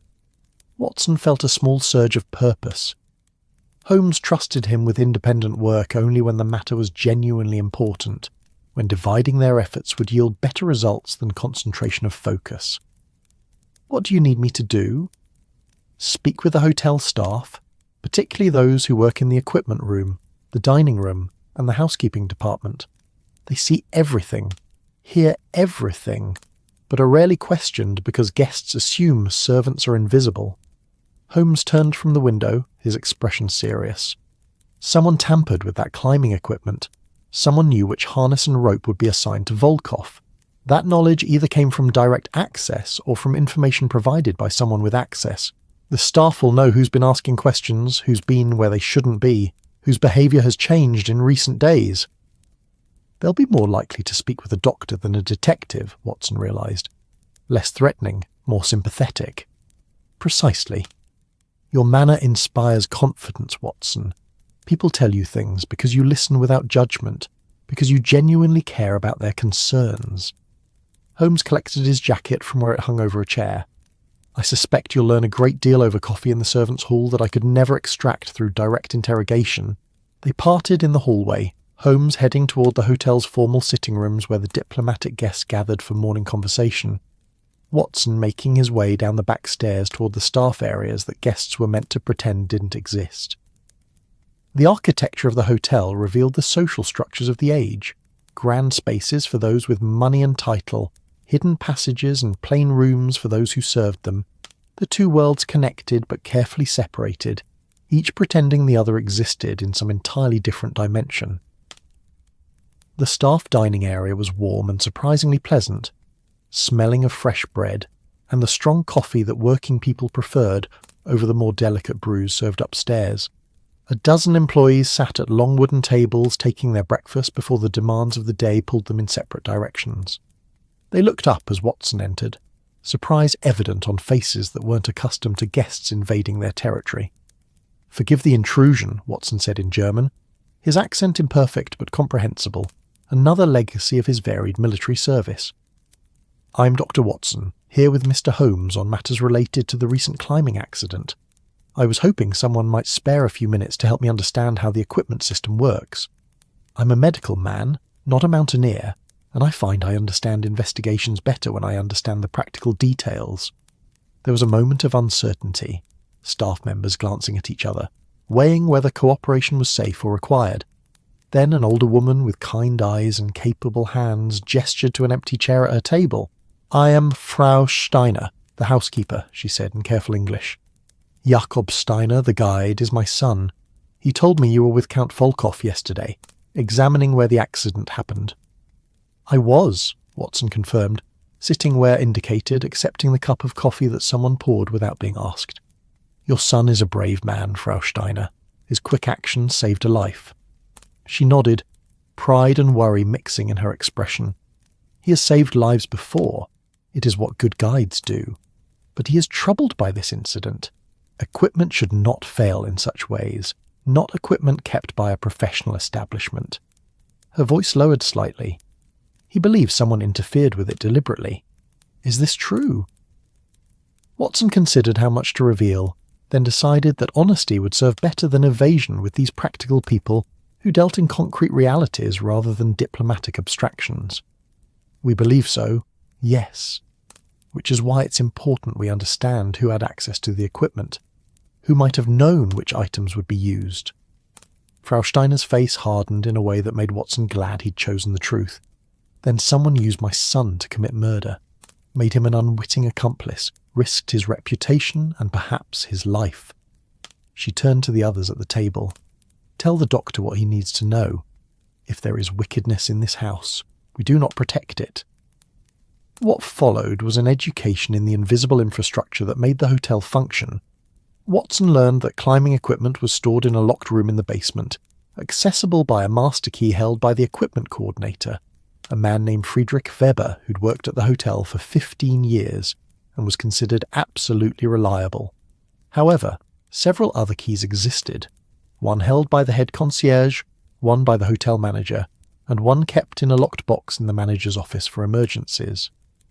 "But the equipment room is often open during the day," admitted a young porter named Hans, who sometimes assisted Weber with maintaining the gear. "When guests are planning climbs, Weber props the door open so he can move in and out easily, carrying harnesses and ropes, showing clients what's available. Anyone could enter during those times if Weber was distracted or in another part of the storage area." And the week before Count Volkov's accident added another housekeeper, a middle-aged woman named Greta. There was much activity in the equipment room. Several of the serious mountaineers were preparing for expeditions, testing gear, requesting specific items. Webber was very busy, running back and forth, hardly watching who came and went. Watson made mental notes, filing names and details in the methodical way Holmes had taught him. Did anyone show unusual interest in the equipment being prepared for Count Volkov specifically? The staff exchanged glances, memory and discretion warring visibly on their faces. Finally, Hans spoke up, his voice hesitant. There was a guest, a mountaineer from Germany, who asked Weber many questions about the diplomatic guests. Said he was curious about whether they were experienced climbers or just playing at it. Weber told him that most were beginners, that they'd be using standard tourist equipment on easy routes. This German mountaineer, Watson said carefully. Do you remember his name? Herr Brenner, Hans replied. Klaus Brenner. He has been here 2 weeks, climbing almost daily, always alone. The other mountaineers say he is skilled but strange. He speaks little, keeps to himself, seems more interested in watching the hotel than in the peaks. Watson felt a small thrill of discovery, the sensation of finding a thread that might lead somewhere significant. Has he shown interest in the diplomatic summit? Not openly, Frau Steiner said, her tone thoughtful, but I have noticed him in the public rooms when the diplomats gather, always with a book or newspaper, always seeming to read rather than observe. Yet I have cleaned rooms for 30 years, Doctor, and I know the difference between someone truly absorbed in reading and someone using reading as a disguise for watching. The conversation continued, revealing the complex social ecosystem below stairs. Who spoke with whom, whose behaviour had changed recently, which guests treated staff as human and which as furniture. Watson learned that one of the British diplomatic attachés had been asking unusual questions about Alpine rescue procedures, that a French secretary had been seen late at night in corridors where she had no obvious business, that an Austrian advisor had arrived with more luggage than anyone could possibly need for a 2-week stay. By the time Watson finished his coffee and thanked the staff for their openness, he had accumulated a substantial collection of observations and suspicions, pieces of a puzzle that would need to be fit together with whatever Holmes was learning in his own conversations upstairs. He found Holmes in the hotel library an hour later, the detective surrounded by books that he appeared to be consulting for some specific purpose. Volumes on Alpine geology, climbing history, the political geography of Central Europe in the 1890s. Holmes looked up as Watson entered, his eyes sharp with the focused intensity that meant his mind was working at full capacity. "Productive morning?" Holmes asked, though his tone suggested he already knew the answer from Watson's expression. "Very," Watson confirmed, settling into a chair and relating what he'd learned from the staff. Holmes listened without interruption, his fingers steepled beneath his chin, absorbing information and fitting it into whatever mental framework he'd been constructing. When Watson finished, Holmes was silent for a long moment, his gaze distant. "Klaus Brenner," he said finally. "German. Skilled mountaineer, solitary, observant. I've seen him in the public rooms. Late 30s, lean build, moves with the economy of someone who's spent significant time at altitude. Speaks little, but watches much, as your housekeeper noted." He paused, considering. "My morning was equally illuminating, though in different ways." Holmes stood and moved to the library window, where the view opened onto the hotel's rear terrace and the peaks beyond. "I've had conversations with 4 of the 5 diplomatic representatives, plus several of their staff. What's interesting is not what they said, but what they carefully avoided saying. Everyone acknowledges that Count Volkov's accident was unfortunate. No one speculates about whether it might have been more than an accident. Each representative expresses hope that the summit will proceed smoothly, yet each has subtle reservations about the other's intentions. The usual diplomatic dance, Watson observed. Yes, but with an undercurrent of genuine fear that's difficult to disguise completely. They're all wondering if they might be next, if Volkov was targeted specifically or as a warning to all of them. It's made them cautious, suspicious, precisely the atmosphere that makes productive negotiation nearly impossible." Holmes turned from the window, his expression thoughtful. "Which raises an interesting question. Does the saboteur want to prevent agreement, or to force agreement through fear? The 2 motives lead to very different profiles of who we're seeking. Watson considered this, trying to think through the implications. If they want to prevent agreement, they continue causing incidents, disrupting the summit until it collapses entirely. If they want to force agreement through fear, one dramatic attempt might be sufficient. Make everyone eager to conclude business and leave this dangerous place. Exactly.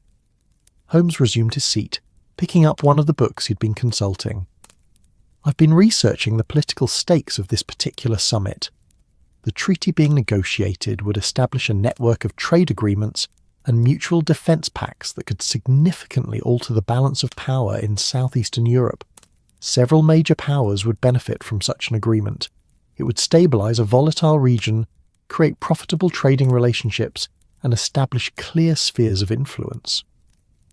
But at least one major power would be dramatically weakened by it, finding their own influence marginalised, their strategic interests undermined. Which power? Watson asked, though he suspected he could guess from Holmes's emphasis.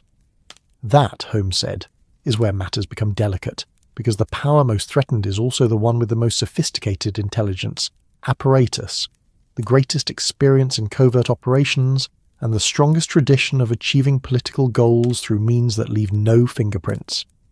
He set down the book with deliberate care. I'm speaking, of course, of the German Empire. Watson felt a chill that had nothing to do with the Alpine cold seeping through the library windows. Germany in the 1890s was an ascending power, ambitious and militaristic, unified only recently, but growing rapidly in industrial and military strength. The German approach to international relations had always been characterized by ruthless pragmatism, a willingness to use whatever tools served their interests, conventional or otherwise.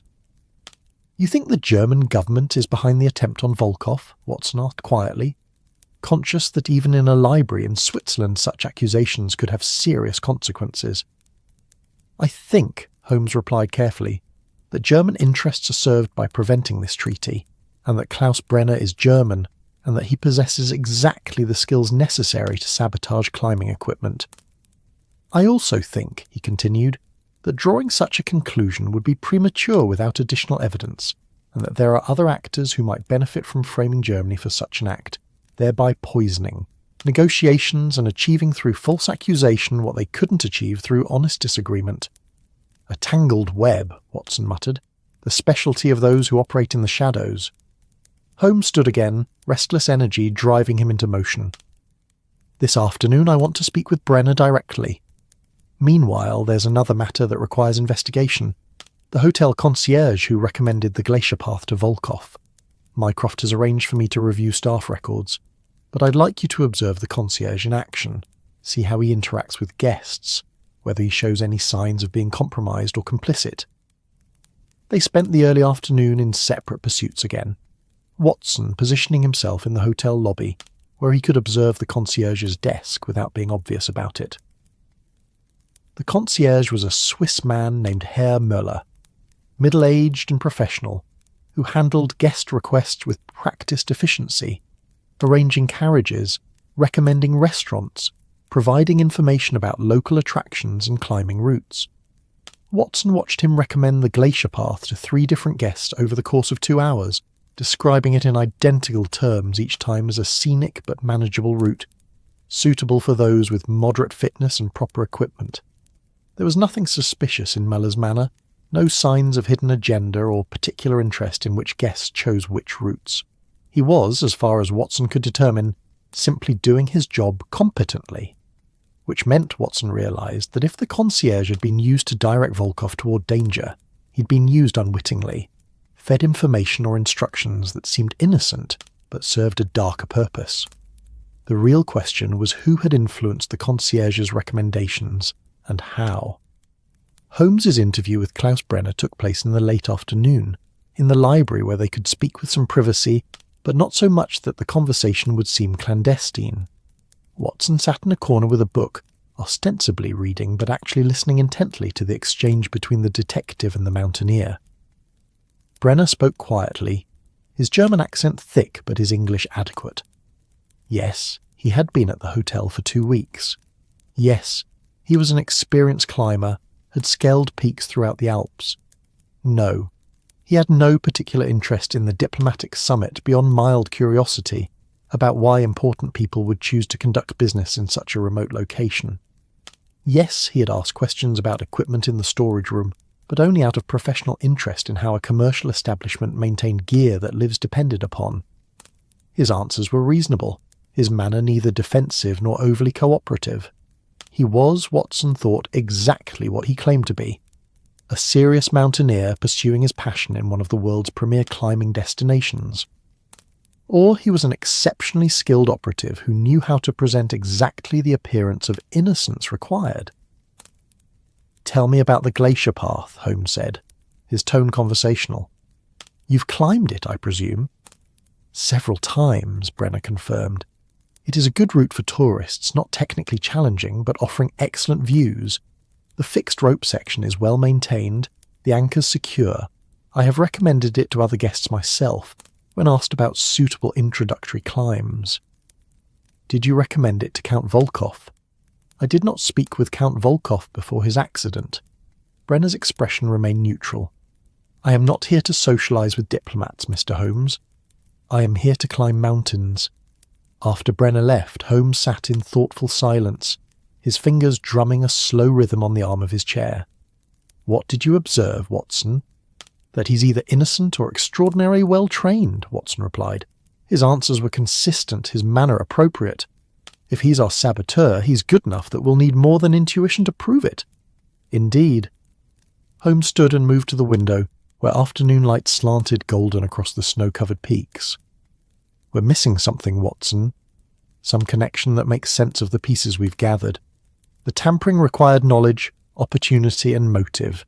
We've identified several people with knowledge, many with opportunity, but the motive remains frustratingly unclear." Watson joined his friend at the window, the two of them gazing out at mountains that held their secrets as carefully as any human conspirator. "What does Mycroft say?" "Mycroft says the summit is scheduled to conclude in 3 days, which means if our saboteur wants to prevent agreement, they must act again soon. Either another attempt on Volkov to finish what they started, or an escalation, something dramatic enough to make continuation impossible." Holmes's voice was quiet but intense. "We're running out of time, Watson. And somewhere in this hotel, someone is planning their next move, believing themselves cleverer than justice, more ruthless than consequence." The sun touched the peaks with fire as it descended toward the western horizon, painting the snow in shades of orange and pink that made the mountains look like they burned from within. Beautiful and terrible at once, Watson thought. Like everything else in this investigation, lovely surfaces hiding treacherous depths, elegant appearances concealing deadly intentions.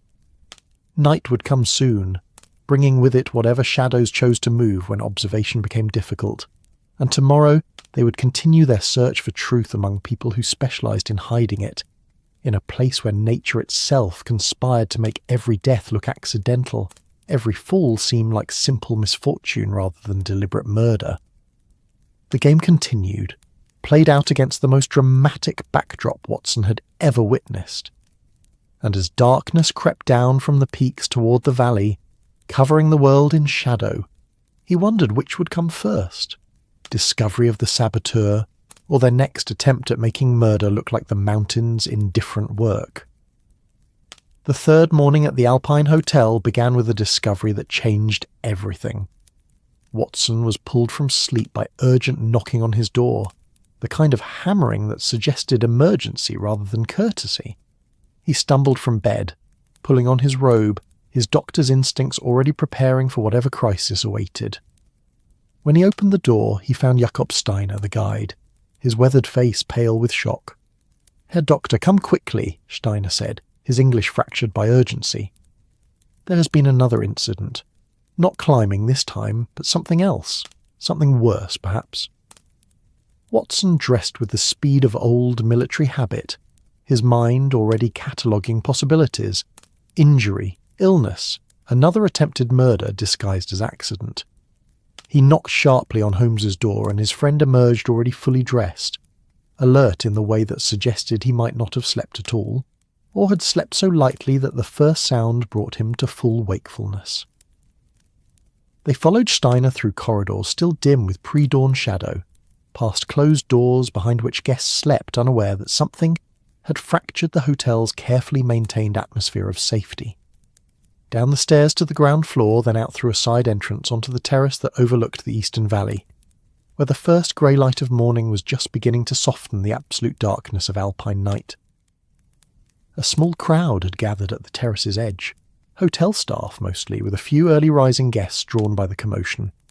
They parted as Holmes and Watson approached, revealing what had drawn them from their warm beds into the bitter cold of mountain dawn. Someone had built a cairn, a pile of stones stacked deliberately in the centre of the terrace, perhaps a metre high, constructed with the kind of care that mountaineers use to mark trails or commemorate summits. But this cairn had not been built to guide travellers or honour achievement.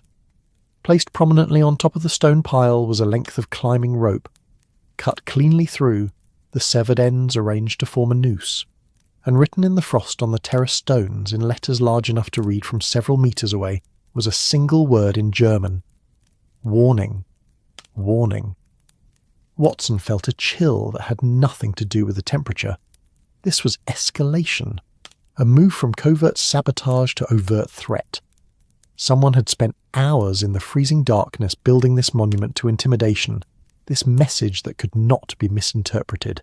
Holmes approached the cairn with careful steps, his sharp eyes taking in every detail: the size and arrangement of stones, the type of rope used, the precise formation of the letters in the frost. He crouched beside it, examining without touching, reading the scene the way others read books. "The stones are from the mountain paths," he murmured, more to himself than to the watching crowd. Someone carried them here, one by one, perhaps 24 trips back and forth in the darkness. The rope is standard climbing equipment, hemp and fibre, cut with a sharp blade. You can see the clean edges, no fraying or tearing, and the frost is writing. He moved to examine the letters more closely, written with a gloved finger, judging by the width and depth of the marks. Someone wearing climbing gloves, which is sensible for working in this cold. "Who discovered this?" Watson asked, pulling his own coat tighter against the wind that swept across the terrace, carrying ice crystals that stung like tiny needles. "I did," said a young maid whose name Watson remembered as Anna. Her voice trembled slightly, though whether from cold or fear was impossible to say. "I come out early to sweep the terrace before guests take their morning walks. I saw the stones first, though perhaps it was some guests' idea of decoration. Then I saw the rope, and the word, and I—" She trailed off, shaking her head. "You did the right to call for help," Watson assured her gently. "This is certainly not something you should have had to deal with alone." Mycroft Holmes appeared from inside the hotel, wrapped in a heavy overcoat, moving with the measured pace of someone who refused to let crisis disturb his dignity. He took in the scene with one comprehensive glance, his expression revealing nothing, though Watson suspected considerable calculation was happening behind that impassive facade. "Gentlemen," Mycroft said quietly, positioning himself so his bulk blocked some of the wind. "It appears our saboteur has decided that subtlety no longer serves their purposes. This is meant to terrify, to make everyone question their safety, to poison the summit's atmosphere so thoroughly that productive negotiation becomes impossible. Or," Holmes countered, standing from his examination of the cairn, "this is meant to look like it's directed at the summit, when in fact it has a much more specific target." He pointed to the terrace's layout. "Notice where the cairn is positioned, directly in line with Count Volkov's room. If he were to open his curtains this morning, this would be the first thing he'd see. The message is for him specifically, though delivered in a way that creates broader fear." Watson followed Holmes's reasoning, seeing how the cairn's placement aligned almost perfectly with the third-floor windows where Volkov's suite was located. "Finish the job, or else," he said quietly. "That's what this is saying." The first attempt failed, but the threat remains. More than that, Holmes added, circling the cairn slowly, his mind clearly working through implications. "This is also a demonstration of capability. Our saboteur is saying they can move freely through the hotel at night, can work for hours without detection, can access equipment and materials despite any precautions we might think we've taken. It's arrogance as much as warning. Look what I can do and you cannot stop me." The sun finally cleared the eastern peaks, spilling golden light across the terrace, and in that sudden illumination, Watson saw something he'd missed in the grey dawn.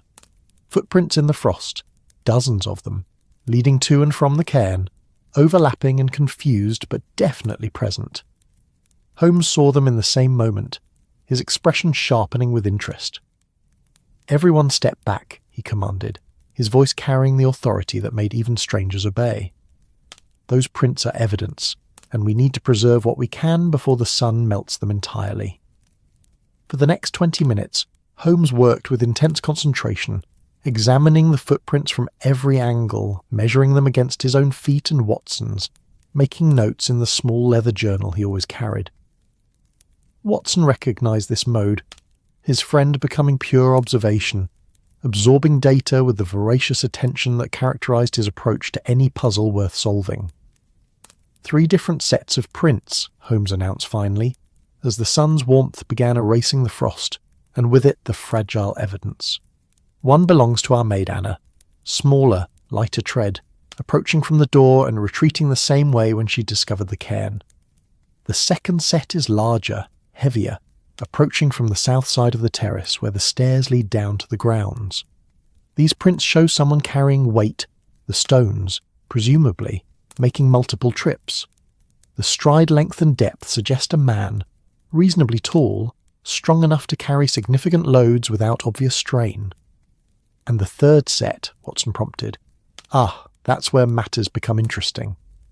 Holmes pointed to prints that overlaid the others in several places.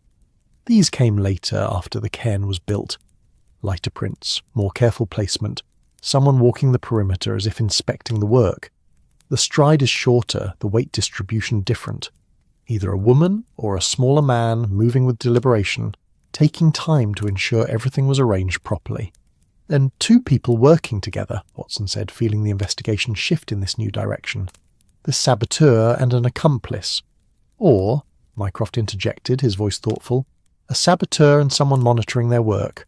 Not necessarily a willing accomplice, but an overseer, ensuring the task was completed correctly. Which suggests organisation beyond a single actor, resources that extend beyond individual capability." Holmes nodded slowly, his eyes distant with thought. "We're not dealing with a lone assassin or an opportunistic murderer.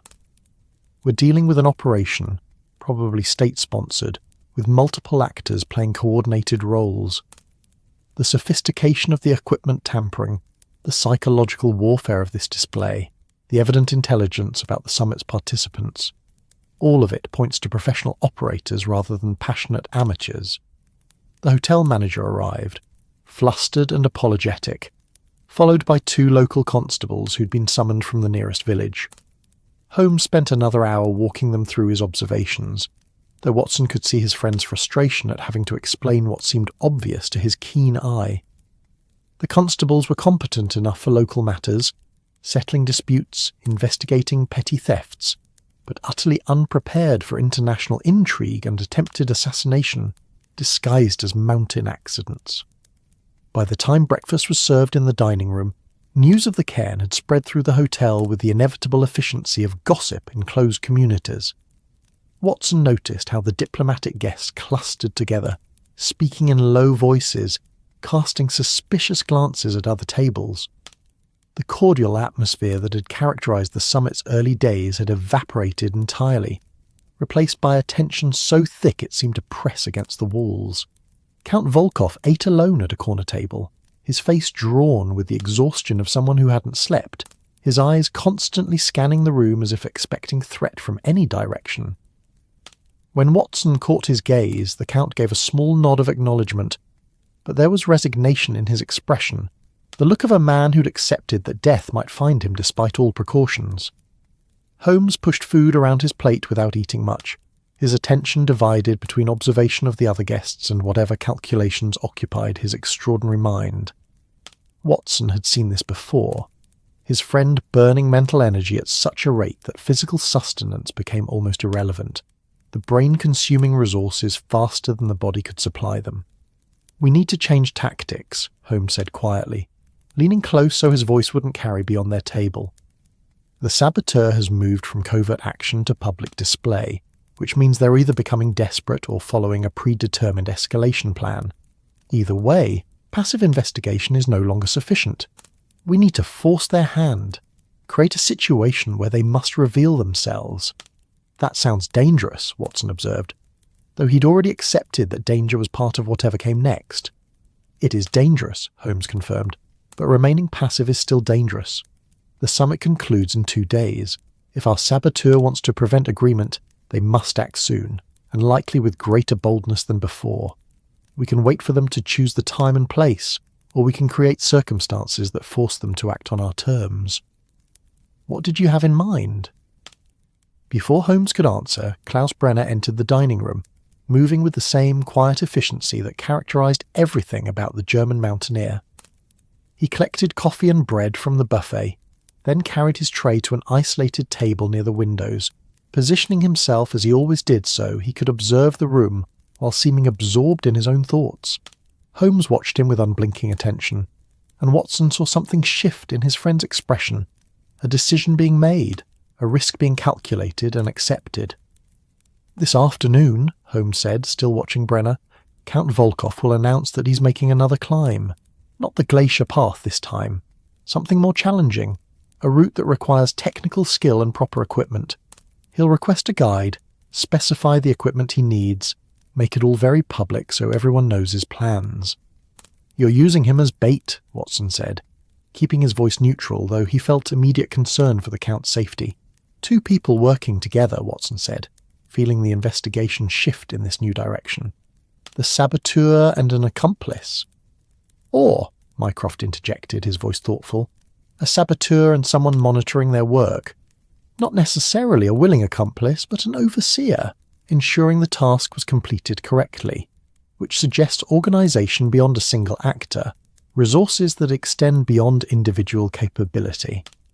Holmes nodded slowly, his eyes distant with thought. "We're not dealing with a lone assassin or an opportunistic murderer. We're dealing with an operation, probably state-sponsored, with multiple actors playing coordinated roles. The sophistication of the equipment tampering, the psychological warfare of this display, the evident intelligence about the summit's participants, all of it points to professional operators rather than passionate amateurs."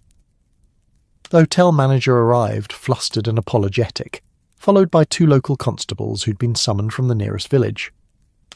Holmes spent another hour walking them through his observations, though Watson could see his friend's frustration at having to explain what seemed obvious to his keen eye.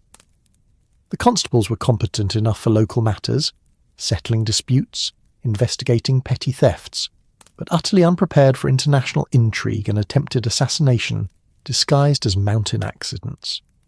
By the time breakfast was served in the dining room, news of the cairn had spread through the hotel with the inevitable efficiency of gossip in closed communities. Watson noticed how the diplomatic guests clustered together, speaking in low voices, casting suspicious glances at other tables. The cordial atmosphere that had characterized the summit's early days had evaporated entirely, replaced by a tension so thick it seemed to press against the walls. Count Volkov ate alone at a corner table, his face drawn with the exhaustion of someone who hadn't slept, his eyes constantly scanning the room as if expecting threat from any direction. When Watson caught his gaze, the Count gave a small nod of acknowledgement, but there was resignation in his expression, the look of a man who'd accepted that death might find him despite all precautions. Holmes pushed food around his plate without eating much, his attention divided between observation of the other guests and whatever calculations occupied his extraordinary mind. Watson had seen this before, his friend burning mental energy at such a rate that physical sustenance became almost irrelevant, the brain consuming resources faster than the body could supply them. "We need to change tactics," Holmes said quietly, leaning close so his voice wouldn't carry beyond their table. "The saboteur has moved from covert action to public display, which means they're either becoming desperate or following a predetermined escalation plan. Either way, passive investigation is no longer sufficient. We need to force their hand, create a situation where they must reveal themselves." "That sounds dangerous," Watson observed, though he'd already accepted that danger was part of whatever came next. "It is dangerous," Holmes confirmed, "but remaining passive is still dangerous. The summit concludes in 2 days. If our saboteur wants to prevent agreement, they must act soon, and likely with greater boldness than before. We can wait for them to choose the time and place, or we can create circumstances that force them to act on our terms. What did you have in mind? Before Holmes could answer, Klaus Brenner entered the dining room, moving with the same quiet efficiency that characterized everything about the German mountaineer. He collected coffee and bread from the buffet, then carried his tray to an isolated table near the windows. Positioning himself as he always did so, he could observe the room while seeming absorbed in his own thoughts. Holmes watched him with unblinking attention, and Watson saw something shift in his friend's expression, a decision being made, a risk being calculated and accepted. "This afternoon," Holmes said, still watching Brenner, "Count Volkov will announce that he's making another climb. Not the glacier path this time, something more challenging, a route that requires technical skill and proper equipment. He'll request a guide, specify the equipment he needs, make it all very public so everyone knows his plans." "You're using him as bait," Watson said, keeping his voice neutral though he felt immediate concern for the Count's safety. It was more challenging than the glacier path, he explained to his attaché with apparent enthusiasm, but he wanted to test himself against something more demanding before returning home. Jakob Steiner would guide him, naturally. The equipment coordinator was already preparing the necessary gear, specific harnesses, ropes, carabiners, all to be checked and double-checked for safety. They'd depart at dawn, aiming to summit by midday and return before afternoon weather made conditions unpredictable. Watson, seated across the room with a book he wasn't reading, watched the other guests' reactions. Most showed polite interest or mild concern, the kind of response appropriate when a diplomatic colleague announced a potentially risky endeavour. But a few reactions were more telling. Klaus Brenner's eyes narrowed slightly, his coffee cup pausing halfway to his lips.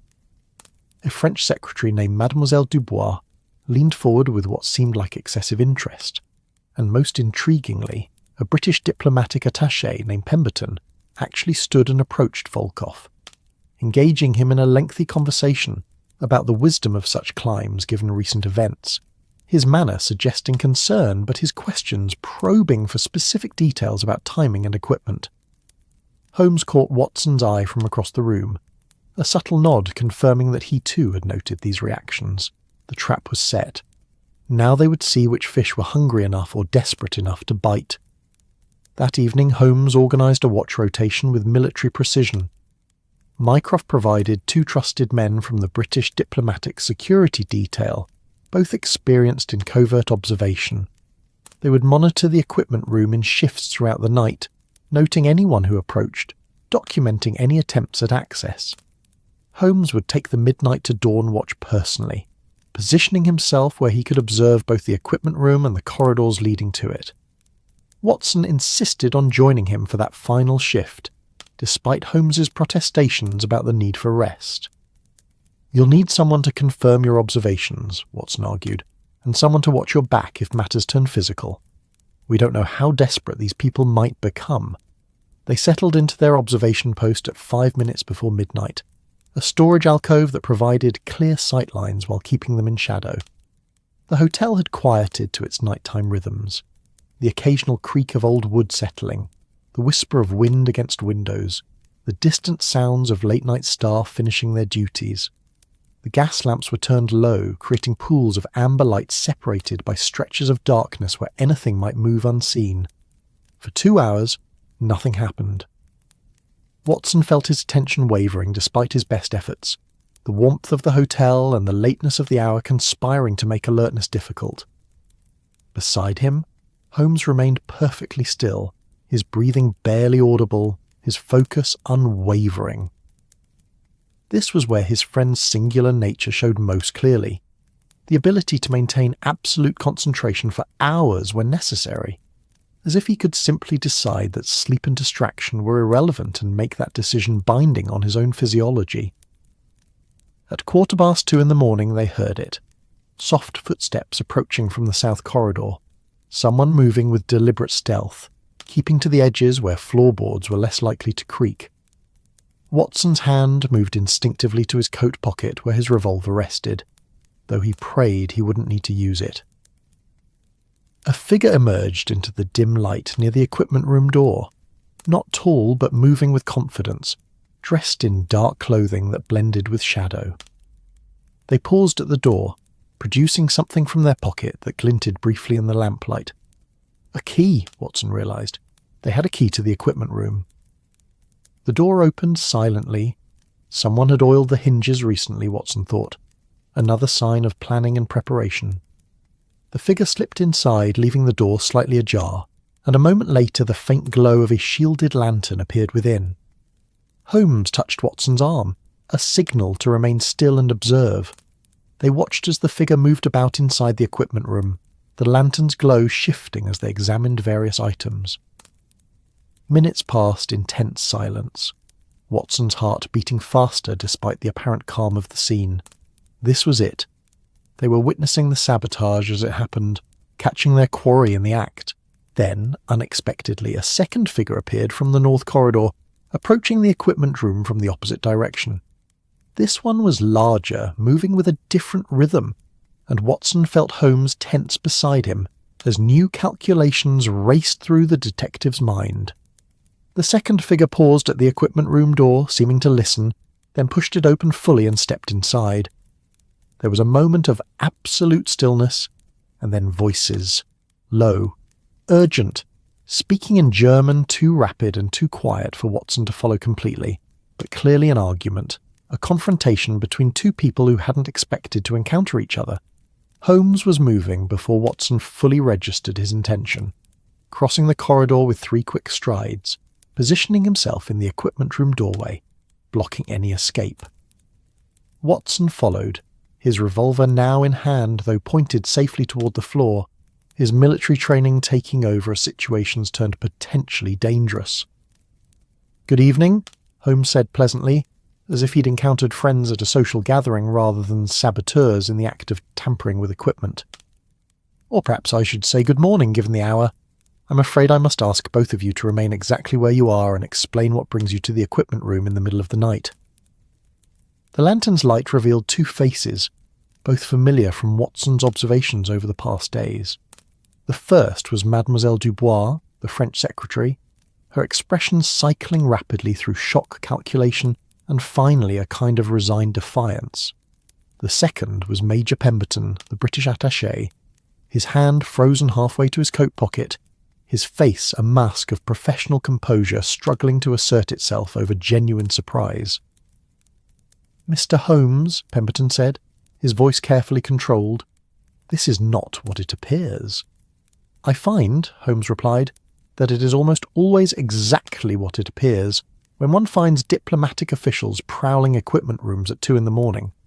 The only question is whether you're working together or at cross purposes, which I confess I'm quite curious to learn." Watson moved to cover the doorway as Holmes had, creating a second barrier to escape, though he suspected neither of these people would attempt anything so crude as a physical altercation. They were intelligence operatives, trained in subterfuge and misdirection, and whatever happened next would likely involve words rather than violence. "We should speak somewhere more private," Mademoiselle Dubois said, her English excellent despite the French accent. "This matter is considerably more complex than you imagine, and involves interests that extend beyond your current investigation." "Then by all means," Holmes said, gesturing toward the corridor, "let us retire to somewhere we can speak freely. Though I should warn you that anything less than complete honesty at this point will result in my asking the local authorities to detain you both pending consultation with your respective governments. I suspect neither France nor Britain would appreciate their representatives being exposed as potential murderers operating on neutral Swiss territory." The walk to Holmes's room was conducted in tense silence, all 4 of them aware that whatever happened in the next hour would determine not just the resolution of the immediate case, but potentially the success or failure of an international summit that had brought them all to this remote Alpine hotel. And as they climbed the stairs toward whatever revelations awaited, Watson found himself thinking about the footprints in the frost, the 2 sets that Holmes had identified at the cairn. 2 people working together, or 2 people engaged in parallel operations with overlapping goals. Either way, the sabotage was more complex than a single actor with a simple motive. The mountains outside the window stood silent and eternal, indifferent to human schemes, waiting with the patience of stone for dawn to reveal whatever truths the night had concealed.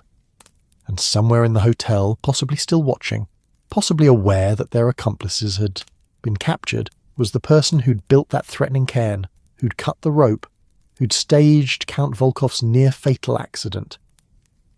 The game, as Holmes liked to say, was far from over, but they'd finally managed to capture some of the pieces, and with them, Watson hoped, would come the answers that made sense of everything that had seemed so deliberately opaque.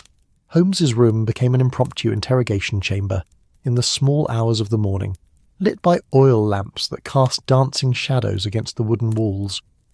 Watson positioned himself by the door, not quite guarding it, but making clear that departure without explanation was not an option. Major Pemberton and Mademoiselle Dubois sat in the two available chairs, maintaining the dignified composure of people accustomed to difficult situations, though Watson could see the tension in how they held themselves. Rigid postures, hands carefully still, eyes calculating consequences.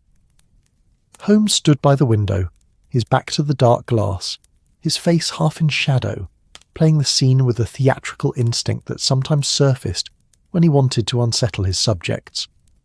He let the silence stretch uncomfortably, waiting to see who would break first. Who would feel the need to fill the void with explanation or excuse. It was Mademoiselle Dubois who spoke, her voice steady despite the circumstances.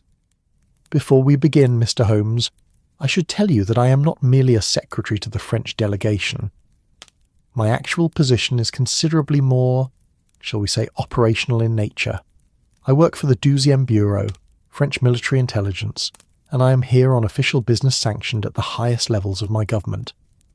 And I," Pemberton added with a slight grimace, "am attached to Her Majesty's Foreign Office in a capacity that involves the security of British diplomatic interests abroad. My presence at this summit is not coincidental, nor is it primarily diplomatic in the traditional sense." Holmes's eyebrow arched slightly. "So we have French intelligence and British security, both prowling equipment rooms in the middle of the night. How reassuring for Count Volkov to know that so many people are taking such keen interest in his climbing arrangements." "We are not the saboteurs," Dubois said firmly. "We are investigating the sabotage just as you are, though clearly with less success since you've managed to catch us while we've caught no one." "Then perhaps," Holmes suggested, moving away from the window to lean against the desk, "you should explain what led you to the equipment room at 2 PM, the morning, armed with keys and lanterns and apparently no coordination with each other, despite serving allied nations." Pemberton and Dubois exchanged glances, some silent communication passing between them, assessing how much to reveal, how much cooperation served their respective interests. Finally, Pemberton sighed and began speaking with the air of someone who'd decided that honesty was the least damaging option available. 3 weeks ago, British intelligence received information through channels. I cannot disclose that this diplomatic summit might be targeted for disruption. The source suggested that one or more participants would face unfortunate accidents designed to poison the atmosphere and prevent agreement. We passed this intelligence to our French colleagues, as the threat affected interests we share. I was dispatched to observe and, if possible, prevent such disruptions, Dubois continued. When Count Volkov's climbing accident occurred, it confirmed our fears. I've been monitoring equipment and personnel since then, trying to identify who might attempt another incident. Tonight, I had intelligence that someone planned to tamper with the gear being prepared for tomorrow's climb. I went to secure it, to catch them in the act. And you, Major Pemberton, Holmes prompted. Much the same, though from a different starting point. I became suspicious of Klaus Brenner several days ago. His cover as a mountaineer is good, but there are inconsistencies in his background that suggest military training, possibly German intelligence. I've been following his movements, and tonight I observed him moving through the hotel corridors at an hour when all legitimate guests should be sleeping. I followed, expecting him to lead me to the equipment room, but instead I found, he gestured toward Dubois, our French colleague, equally engaged in unauthorized nocturnal activity. Watson listened to all this with a growing sense that the investigation had just become considerably more complicated. So where is Brenner now if he was moving through the corridors but didn't reach the equipment room? The question hung in the air, unanswered, and Watson saw realization dawn on the faces around him. If Brenner had been moving through the hotel but hadn't reached the equipment room when Pemberton diverted to confront Dubois, then where had the German mountaineer gone? What had he been doing while the British and French intelligence officers were discovering each other? Holmes was already moving, crossing to the door with sudden urgency. The equipment room may have been a diversion. Watson, come with me. Major, mademoiselle, you will remain here and consider whether your respective governments would appreciate learning that their operatives allowed a potential assassin to operate freely while they confronted each other. They ran through the corridors with as much speed as silence would permit, Holmes in the lead, Watson close behind, both men driven by the same terrible thought, that while attention had been focused on catching someone tampering with climbing equipment, the real attack was happening elsewhere, in some form they hadn't anticipated. Count Volkov's suite was on the 3rd floor, east wing, with windows overlooking the terrace where the cairn had been built. Holmes took the stairs 2 at a time, Watson following with the slightly laboured breathing of a man whose military fitness was now years behind him, but whose courage remained undimmed.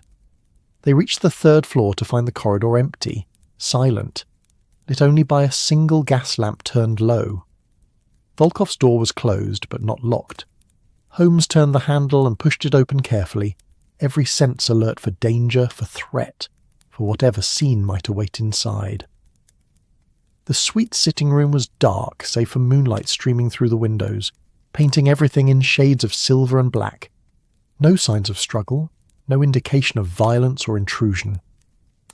But the bedroom door stood open when it should have been closed, and from within came a sound that made Watson's doctor instincts flare into alarm, the rapid, shallow breathing of someone in distress, fighting for air, struggling against something that threatened to steal breath entirely. They found Count Volkov on the floor beside his bed, his face a terrible grey colour in the moonlight, his hands clutching at his throat, his eyes wide with panic and the certain knowledge that he was dying. The room smelled wrong. A chemical scent, sharp and unnatural, something that didn't belong in mountain air. Watson was beside Volkov in an instant, his medical training overriding everything else, his hands checking pulse and breathing, his mind cataloguing symptoms even as he worked to help. "Poisoning," he said sharply to Holmes. "Some kind of respiratory agent. Help me get him to the window, he needs fresh air." Together they lifted Volkov, carrying him to the window which Holmes threw open, letting the frigid mountain night pour into the overheated room. The Count gasped, pulling in great lungfuls of clean air, his colour slowly, painfully slowly, beginning to improve from that deadly grey towards something more human. "The pillow," Holmes said, crossing to the bed and lifting the pillow Volkov had been sleeping on. He held it to his nose for the briefest moment, then pulled it away sharply. Chloroform, or something similar, applied to the fabric so that when he lay down to sleep, he would breathe it in gradually. Not enough to kill quickly, but enough to induce respiratory distress, to make it look like a heart attack or altitude sickness striking in the night. Watson continued working with Volkov, checking his vital signs, ensuring that the fresh air was doing its work, that the Count's breathing was becoming steadier, deeper, more regular. "He'll survive," he said finally, relief evident in his voice. But another 10 minutes breathing those fumes and we'd have found a corpse rather than a living man. "Who did this?" Volkov managed to rasp, his voice raw, his hands still shaking from the proximity to death. "Who was in my room?" "That," Holmes said grimly, examining the windows, the door, looking for signs of entry or exit, "is what we need to determine. The door wasn't forced, which suggests either someone with a key or someone who gained entry earlier and concealed themselves until you retired. The windows show no signs of opening from outside, though at this height that would be nearly impossible anyway." He moved through the suite with focused intensity, examining every surface, every object, looking for the small disruptions that would indicate someone else's presence. In the sitting room, He paused by the door to the corridor, crouching to examine the lock mechanism with his magnifying glass drawn from his pocket. "Picked," he announced. "Recently, and with skill. You can see the fresh scratches in the metal, barely visible, but definitely present." Someone entered while Volkov slept, treated the pillow with chloroform and left again, locking the door behind them to delay discovery and ensure the poison had maximum time to work. Watson helped Volkov to a chair by the open window, wrapping a blanket around the Count's shoulders, his doctor's eye noting the lingering tremors, the shock that followed near-death experiences. "You'll need to stay awake for the next few hours," he instructed gently. "The effects of the chloroform need to fully dissipate. I'll stay with you. Monitor your condition." Holmes was already moving toward the door. "I'm going to Brenner's room." If he was moving through the hotel while we were occupied with Pemberton and Dubois, and if he's now safely back in bed pretending innocence, that tells us a great deal. Watson, calling for Mycroft, has him bring his security men. We're ending this tonight. Count Volkov's suite was on the 3rd floor, east wing, with windows overlooking the terrace where the cairn had been built. Holmes took the stairs 2 at a time, Watson following with the slightly laboured breathing of a man whose military fitness was now years behind him, but whose courage remained undimmed. They reached the 3rd floor to find the corridor empty, silent, lit only by a single gas lamp turned low. Volkov's door was closed, but not locked. Holmes turned the handle and pushed it open carefully, every sense alert for danger, for threat, for whatever scene might await inside. The suite sitting room was dark, save for moonlight streaming through the windows, painting everything in shades of silver and black. No signs of struggle, no indication of violence or intrusion. But the bedroom door stood open when it should have been closed, and from within came a sound that made Watson's doctor instincts flare into alarm, the rapid, shallow breathing of someone in distress, fighting for air, struggling against something that threatened to steal breath entirely. They found Count Volkov on the floor beside his bed, his face a terrible grey colour in the moonlight, his hands clutching at his throat, his eyes wide with panic and the certain knowledge that he was dying. The room smelled wrong. A chemical scent, sharp and unnatural, something that didn't belong in mountain air. Watson was beside Volkov in an instant, his medical training overriding everything else, his hands checking pulse and breathing, his mind cataloguing symptoms even as he worked to help. "Poisoning," he said sharply to Holmes. "Some kind of respiratory agent. Help me get him to the window, he needs fresh air." Together they lifted Volkov, carrying him to the window which Holmes threw open, letting the frigid mountain night pour into the overheated room. The Count gasped, pulling in great lungfuls of clean air, his colour slowly, painfully slowly, beginning to improve from that deadly grey towards something more human. "The pillow," Holmes said, crossing to the bed and lifting the pillow Volkov had been sleeping on.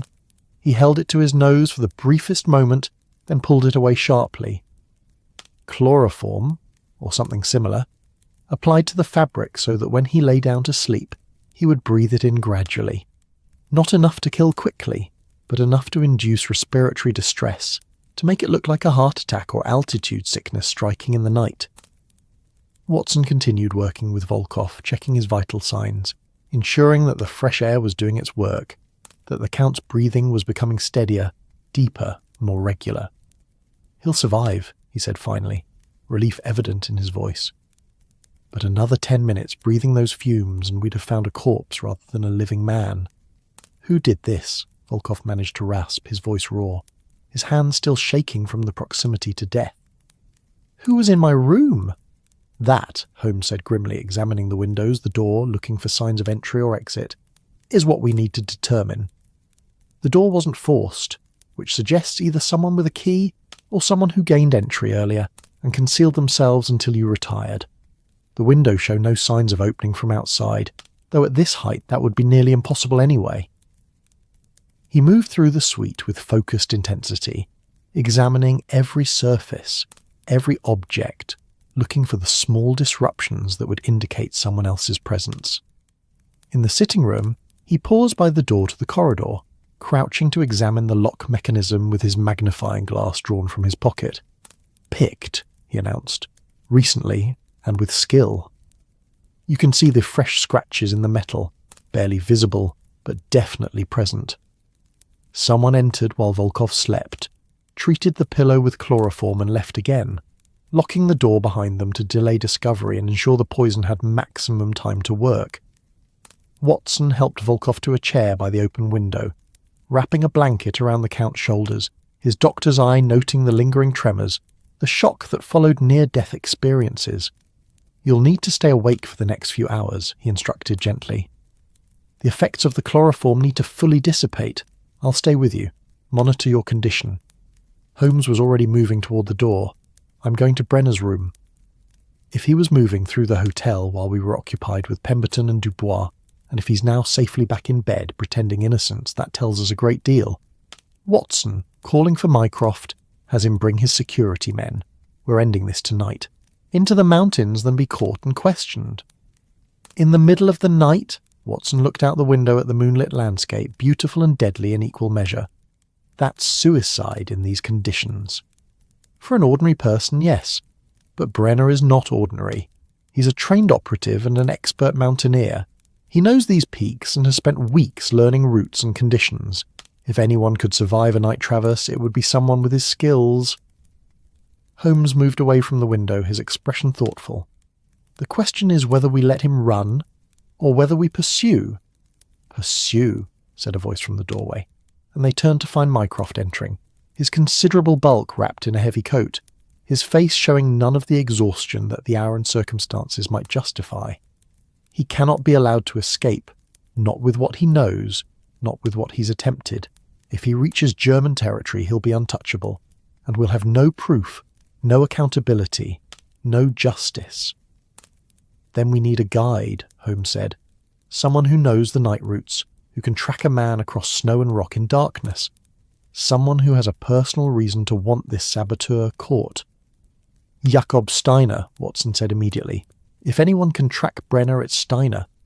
They found the guide in his small room in the staff quarters, woken from sleep but alert within moments, his weathered face hardening when they explained what had happened. "Brenner," he said, the name carrying the weight of betrayal. "I suspected him, but I have no proof. He's a good climber, very skilled, but there is something wrong in his eyes. The way he looks at mountains, not with respect, but with calculation, as if they are tools rather than forces to be honoured." "Can you track him in the dark?" Holmes asked directly. Steiner considered this, looking out his window at the moonlit peaks. "The moon is bright, and I know these mountains like I know my own hands. If he is moving through them, he will leave signs. Disturbed snow, marks on rock, the small disruptions that cannot be hidden even from a careful traveller. Yes, I can track him. But it is dangerous, Mr. Holmes. Mountain at night does not forgive mistakes." "I'm going with you," Holmes said, in a tone that brooked no argument. "As am I," Watson added, knowing his friend would protest, but determined nonetheless. "You'll need a doctor if anyone is injured, and you'll need someone watching your back. I didn't come all this way to let you chase assassins through the Alps alone." The preparation took 30 minutes. Warm clothes layered for protection, boots with crampons for icy surfaces, ropes and carabiners for steep sections, walking sticks with metal tips for stability. Steiner checked every piece of equipment personally, his professional thoroughness ensuring nothing was left to chance. Mycroft provided a revolver for Holmes, who accepted it with reluctance, preferring his mind as a weapon, but acknowledging that sometimes more primitive tools became necessary. They set out into the night at 4:15 in the morning, with dawn still 2 hours away, moving down from the hotel toward the mountain paths that led south and east toward the German border. The cold was immediate and absolute, finding every gap in clothing, turning breath to visible clouds, making fingers and toes ache within minutes despite woolen protection. But the moon provided surprising illumination, turning snow to silver, making the landscape almost dreamlike in its clarity.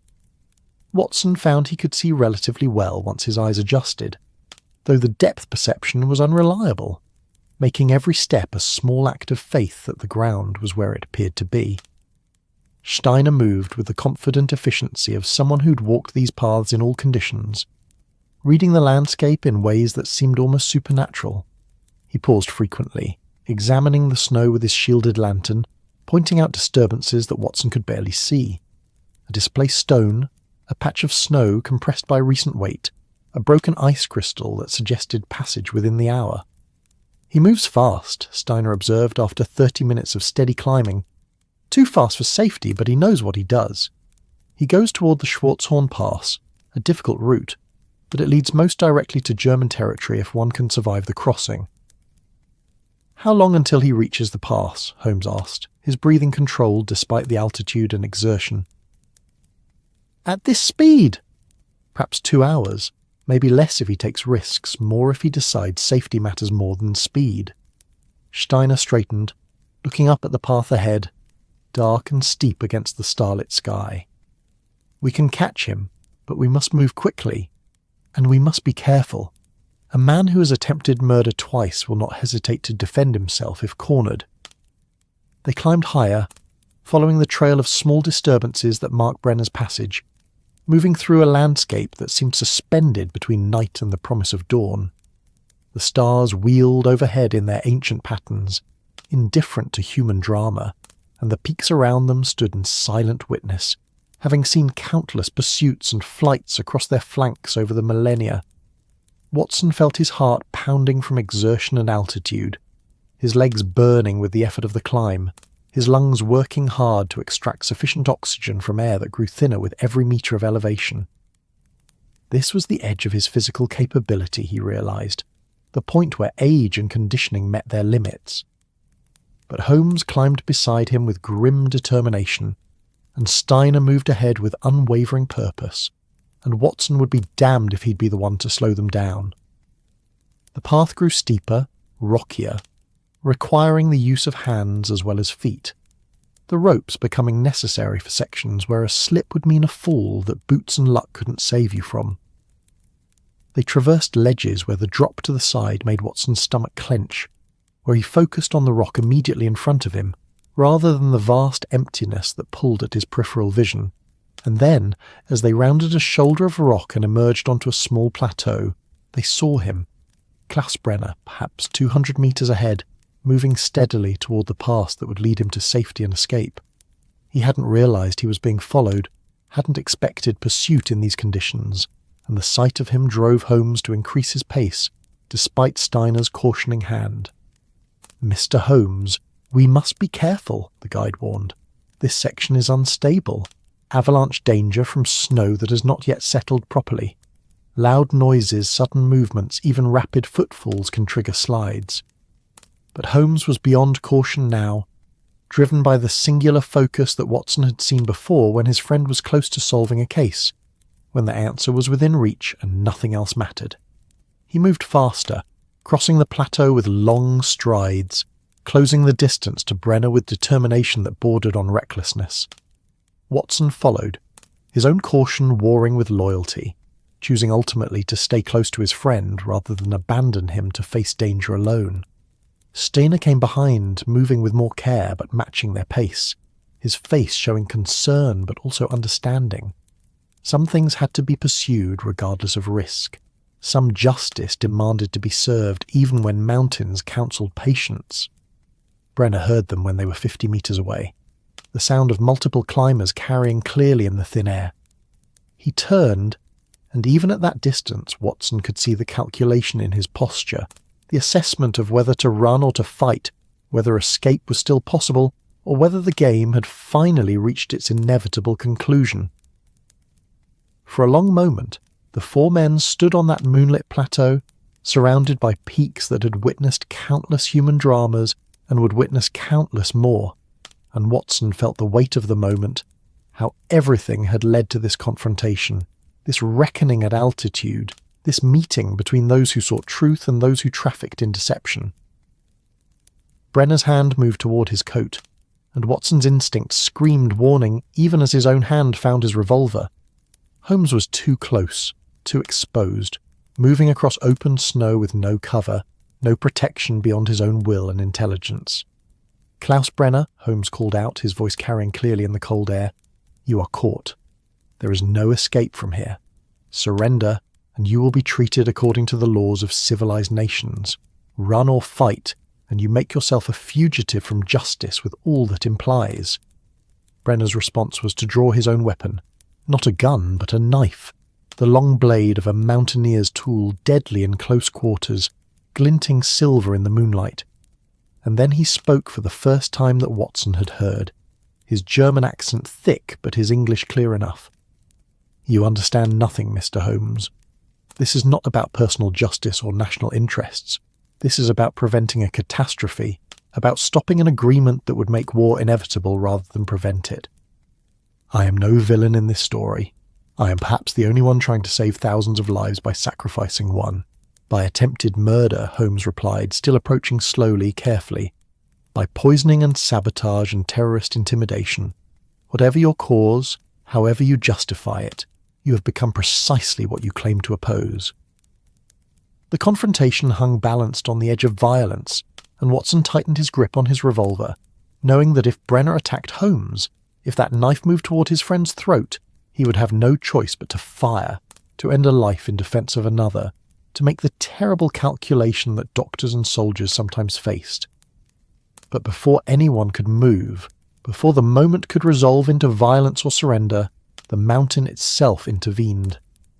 A sound like distant thunder rolled across the plateau, and Steiner's voice cut through the tension with urgent command. "Avalanche! Everyone down! Brace yourselves!" And then the world became motion and chaos, and the terrible power of snow deciding to obey gravity's ancient pull, and Watson's last thought before instinct took over was that mountains, in the end, always had the final word in human arguments conducted on their slopes. The avalanche was not the catastrophic wall of snow that stories and nightmares conjure, not the massive cascade that sweeps everything before it into oblivion. This was a smaller slide, a river of snow perhaps 3 meters wide, triggered by the vibrations of their voices and footfalls on unstable accumulation. But it was enough. More than enough when you stood in its path at altitude, in darkness, with nowhere to run. Steiner's training saved them. His shouted command had sent all 4 men diving to the ground, spreading their weight, making themselves as flat and small as possible. The snow swept past rather than over them, a rushing, hissing torrent that lasted perhaps 15 seconds but felt like minutes. The cold spray of it stinging exposed skin, the sound of it filling the world with white noise that drowned thought. When it passed, Watson found himself gasping, his face pressed against rock, his hands clutching at stone that anchored him to solidity while chaos flowed around him. He lifted his head carefully, checking that nothing was broken, that all parts still functioned, that the mountain hadn't decided this was his time after all. Holmes was 10 meters away, also rising slowly, methodically checking himself for injury with the careful attention of someone who understood how adrenaline could mask damage. Steiner had maintained his position nearest the edge of the plateau, his mountaineer's instincts having placed him where the avalanche would be weakest. But Klaus Brenner had been caught directly in the flow's centre. Watson saw him struggling to stand, one leg at an awkward angle, his face contorted with pain that even professional training couldn't completely mask. The knife he'd been holding had disappeared, lost somewhere in the tumbled snow, and with it had gone his immediate threat and his defiance. Holmes crossed to him, moving carefully on snow that the avalanche had rearranged into uncertain terrain. "Your leg is broken," he observed, the statement clinical rather than sympathetic. "You cannot run now, even if you wish to." "The mountain has rendered its judgment, it seems," Brenner laughed. A harsh sound that contained pain, and something that might have been relief. Perhaps the mountain understands that some truths are more important than escapes. He looked up at Holmes, moonlight painting his face in stark contrasts.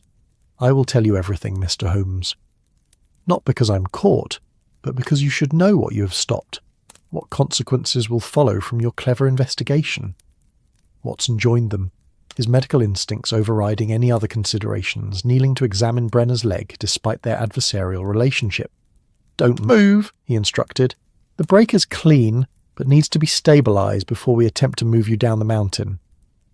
While Watson worked, fashioning a splint from rope and walking sticks, Brenner spoke.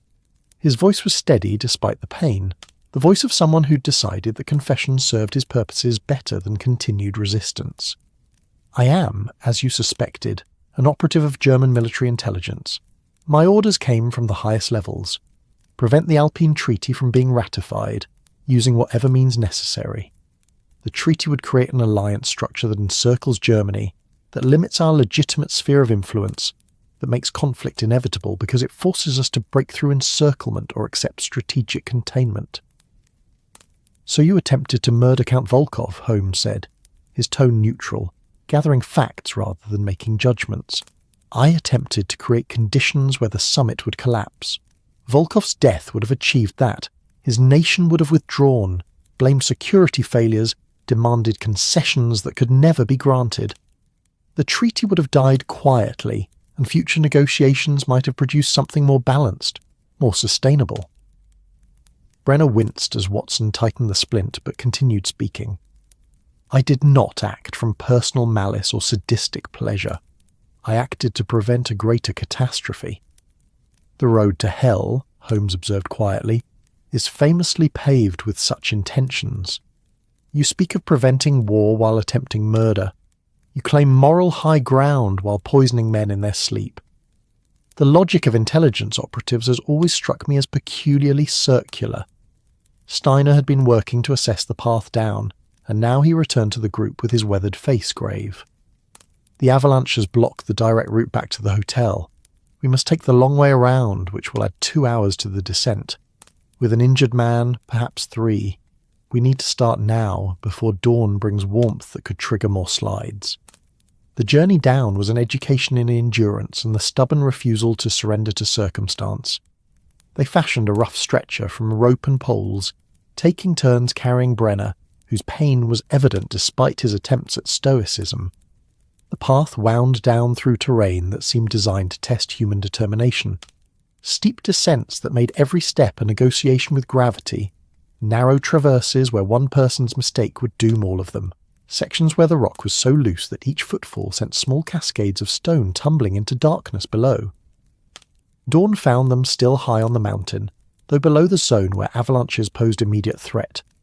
The sun rose with that particular Alpine drama, light flooding across peaks, painting snow in shades of rose and gold, transforming the landscape from something threatening into something so beautiful it made Watson's chest tighten with emotions he couldn't quite name. They rested briefly on a relatively flat section of path, all 4 men exhausted beyond anything that dignity could disguise. Watson checked Brenner's splint, monitored his vital signs, noted with professional satisfaction that despite everything, the injured man would survive to face whatever justice awaited him. Holmes sat on a boulder, his face showing the fatigue he rarely permitted others to see, and spoke to Brenner with something that approached understanding if not forgiveness. You believed you were serving a greater good. Many who commit terrible acts hold similar beliefs. The question that haunts me, Herr Brenner, is whether you ever considered that those who sent you on this mission might be wrong, that perhaps a treaty preventing war serves humanity better than the freedom of action that makes war convenient. Brenner met his gaze steadily. I considered it. I am not blind to moral complexity, Mr. Holmes, whatever you may think of intelligence operatives, but I am also a soldier, and soldiers follow orders, and those orders come from men who see patterns and possibilities that extend beyond individual morality into national survival. I do not expect you to agree.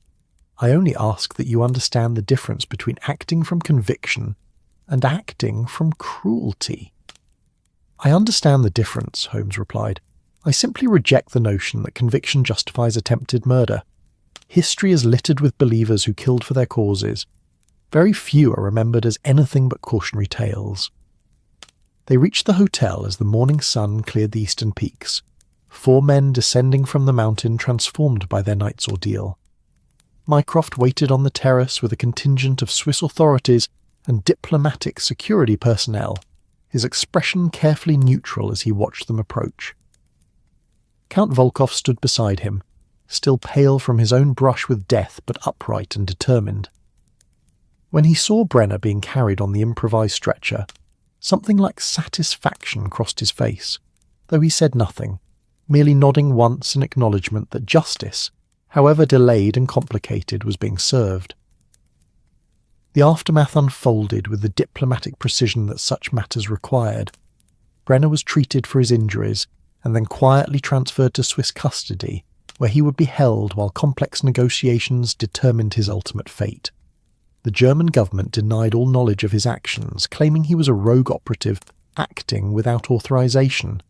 Though no one who understood such matters believed that convenient fiction, they returned to London 3 days later, the journey reversing the route they'd taken north and east, watching the mountains recede behind them, the landscape descending from dramatic heights to gentle hills to the familiar flatness of northern France, and the channel crossing that brought them back to English soil.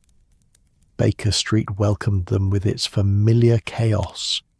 Mrs. Hudson's gentle scolding about their absence, the stack of correspondence awaiting Holmes's attention, the comfortable disorder of the sitting room that was so completely unlike the Alpine Hotel's pristine organisation. Watson settled into his chair with a sigh of contentment, grateful for comfort but aware that something had changed, that the experience of mountains had left its mark. Holmes was already sorting through his mail, his mind apparently shifting seamlessly from international intrigue to whatever domestic mysteries awaited his attention. But he paused after a few minutes, setting down the letters, looking at Watson with something that might have been fondness. "Thank you," he said simply, "for coming with me, for climbing when you would have preferred to remain warm and safe, for risking yourself in pursuit of justice that wasn't even directly your concern. Your presence made the difference, Watson. It always does." Watson felt warmth that had nothing to do with the fire crackling in the grate. "My dear fellow, where you go, I follow." Whether to the heights of the Alps or the depths of London's underworld, that's what partnership means. That's what friendship requires. Outside, London's fog pressed against the windows, muffling the city's sounds, reducing the world to familiar dimensions after the vast scale of mountain vistas. The fire popped softly, the clock ticked its eternal rhythm, and the two men settled into their chairs with tea and books and the comfortable silence of those who need not speak to communicate. The adventure was over, filed away in Watson's growing collection of cases worth recording, lessons worth learning, experiences worth preserving. The mountains remained where they'd left them, patient and eternal, waiting for the next visitors who would test themselves against altitude and beauty and the merciless logic of gravity and cold. And in Baker Street, as evening deepened into night, two men who'd seen murder attempted at altitude, who'd prevented catastrophe through persistence and courage and careful observation, allowed themselves the luxury of simply being home, safe, ready for whatever came next, but grateful for this moment of peace. The Alpine ascent had tested them, had revealed truths about capability and mortality, and the stubborn human insistence on justice, even when mountains counselled indifference. They had survived, had prevented tragedy, had upheld principles that mattered regardless of whether anyone beyond their small circle ever knew or cared. It was enough. It would always be enough. And as sleep finally claimed them in their respective rooms, the city breathing around them in its familiar rhythms, they rested with the particular satisfaction of those who'd climbed high, faced danger, and descended safely with stories to tell and memories to treasure. The mountains remained. The case was closed, and life continued in all its ordinary, extraordinary complexity, each day bringing new puzzles to solve new adventures to embrace, new reasons to be grateful for friendship and purpose, and the persistent human belief that truth matters, that justice serves, that even small actions against great evils have meaning worth fighting for. The Alpine ascent was complete. The descent into peace, into ordinary life, into the gentle chaos of Baker Street and London, and all that was familiar and beloved, had brought them home, and it was good to be home. That's our story tonight.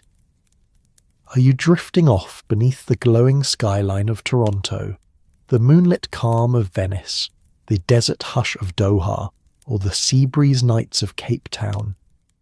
If this tale brought you peace, like the episode and subscribe for more nights like this. Let the night embrace you. Let your dreams drift wide. Sleep gently now, wherever you are in this wide and wondrous world.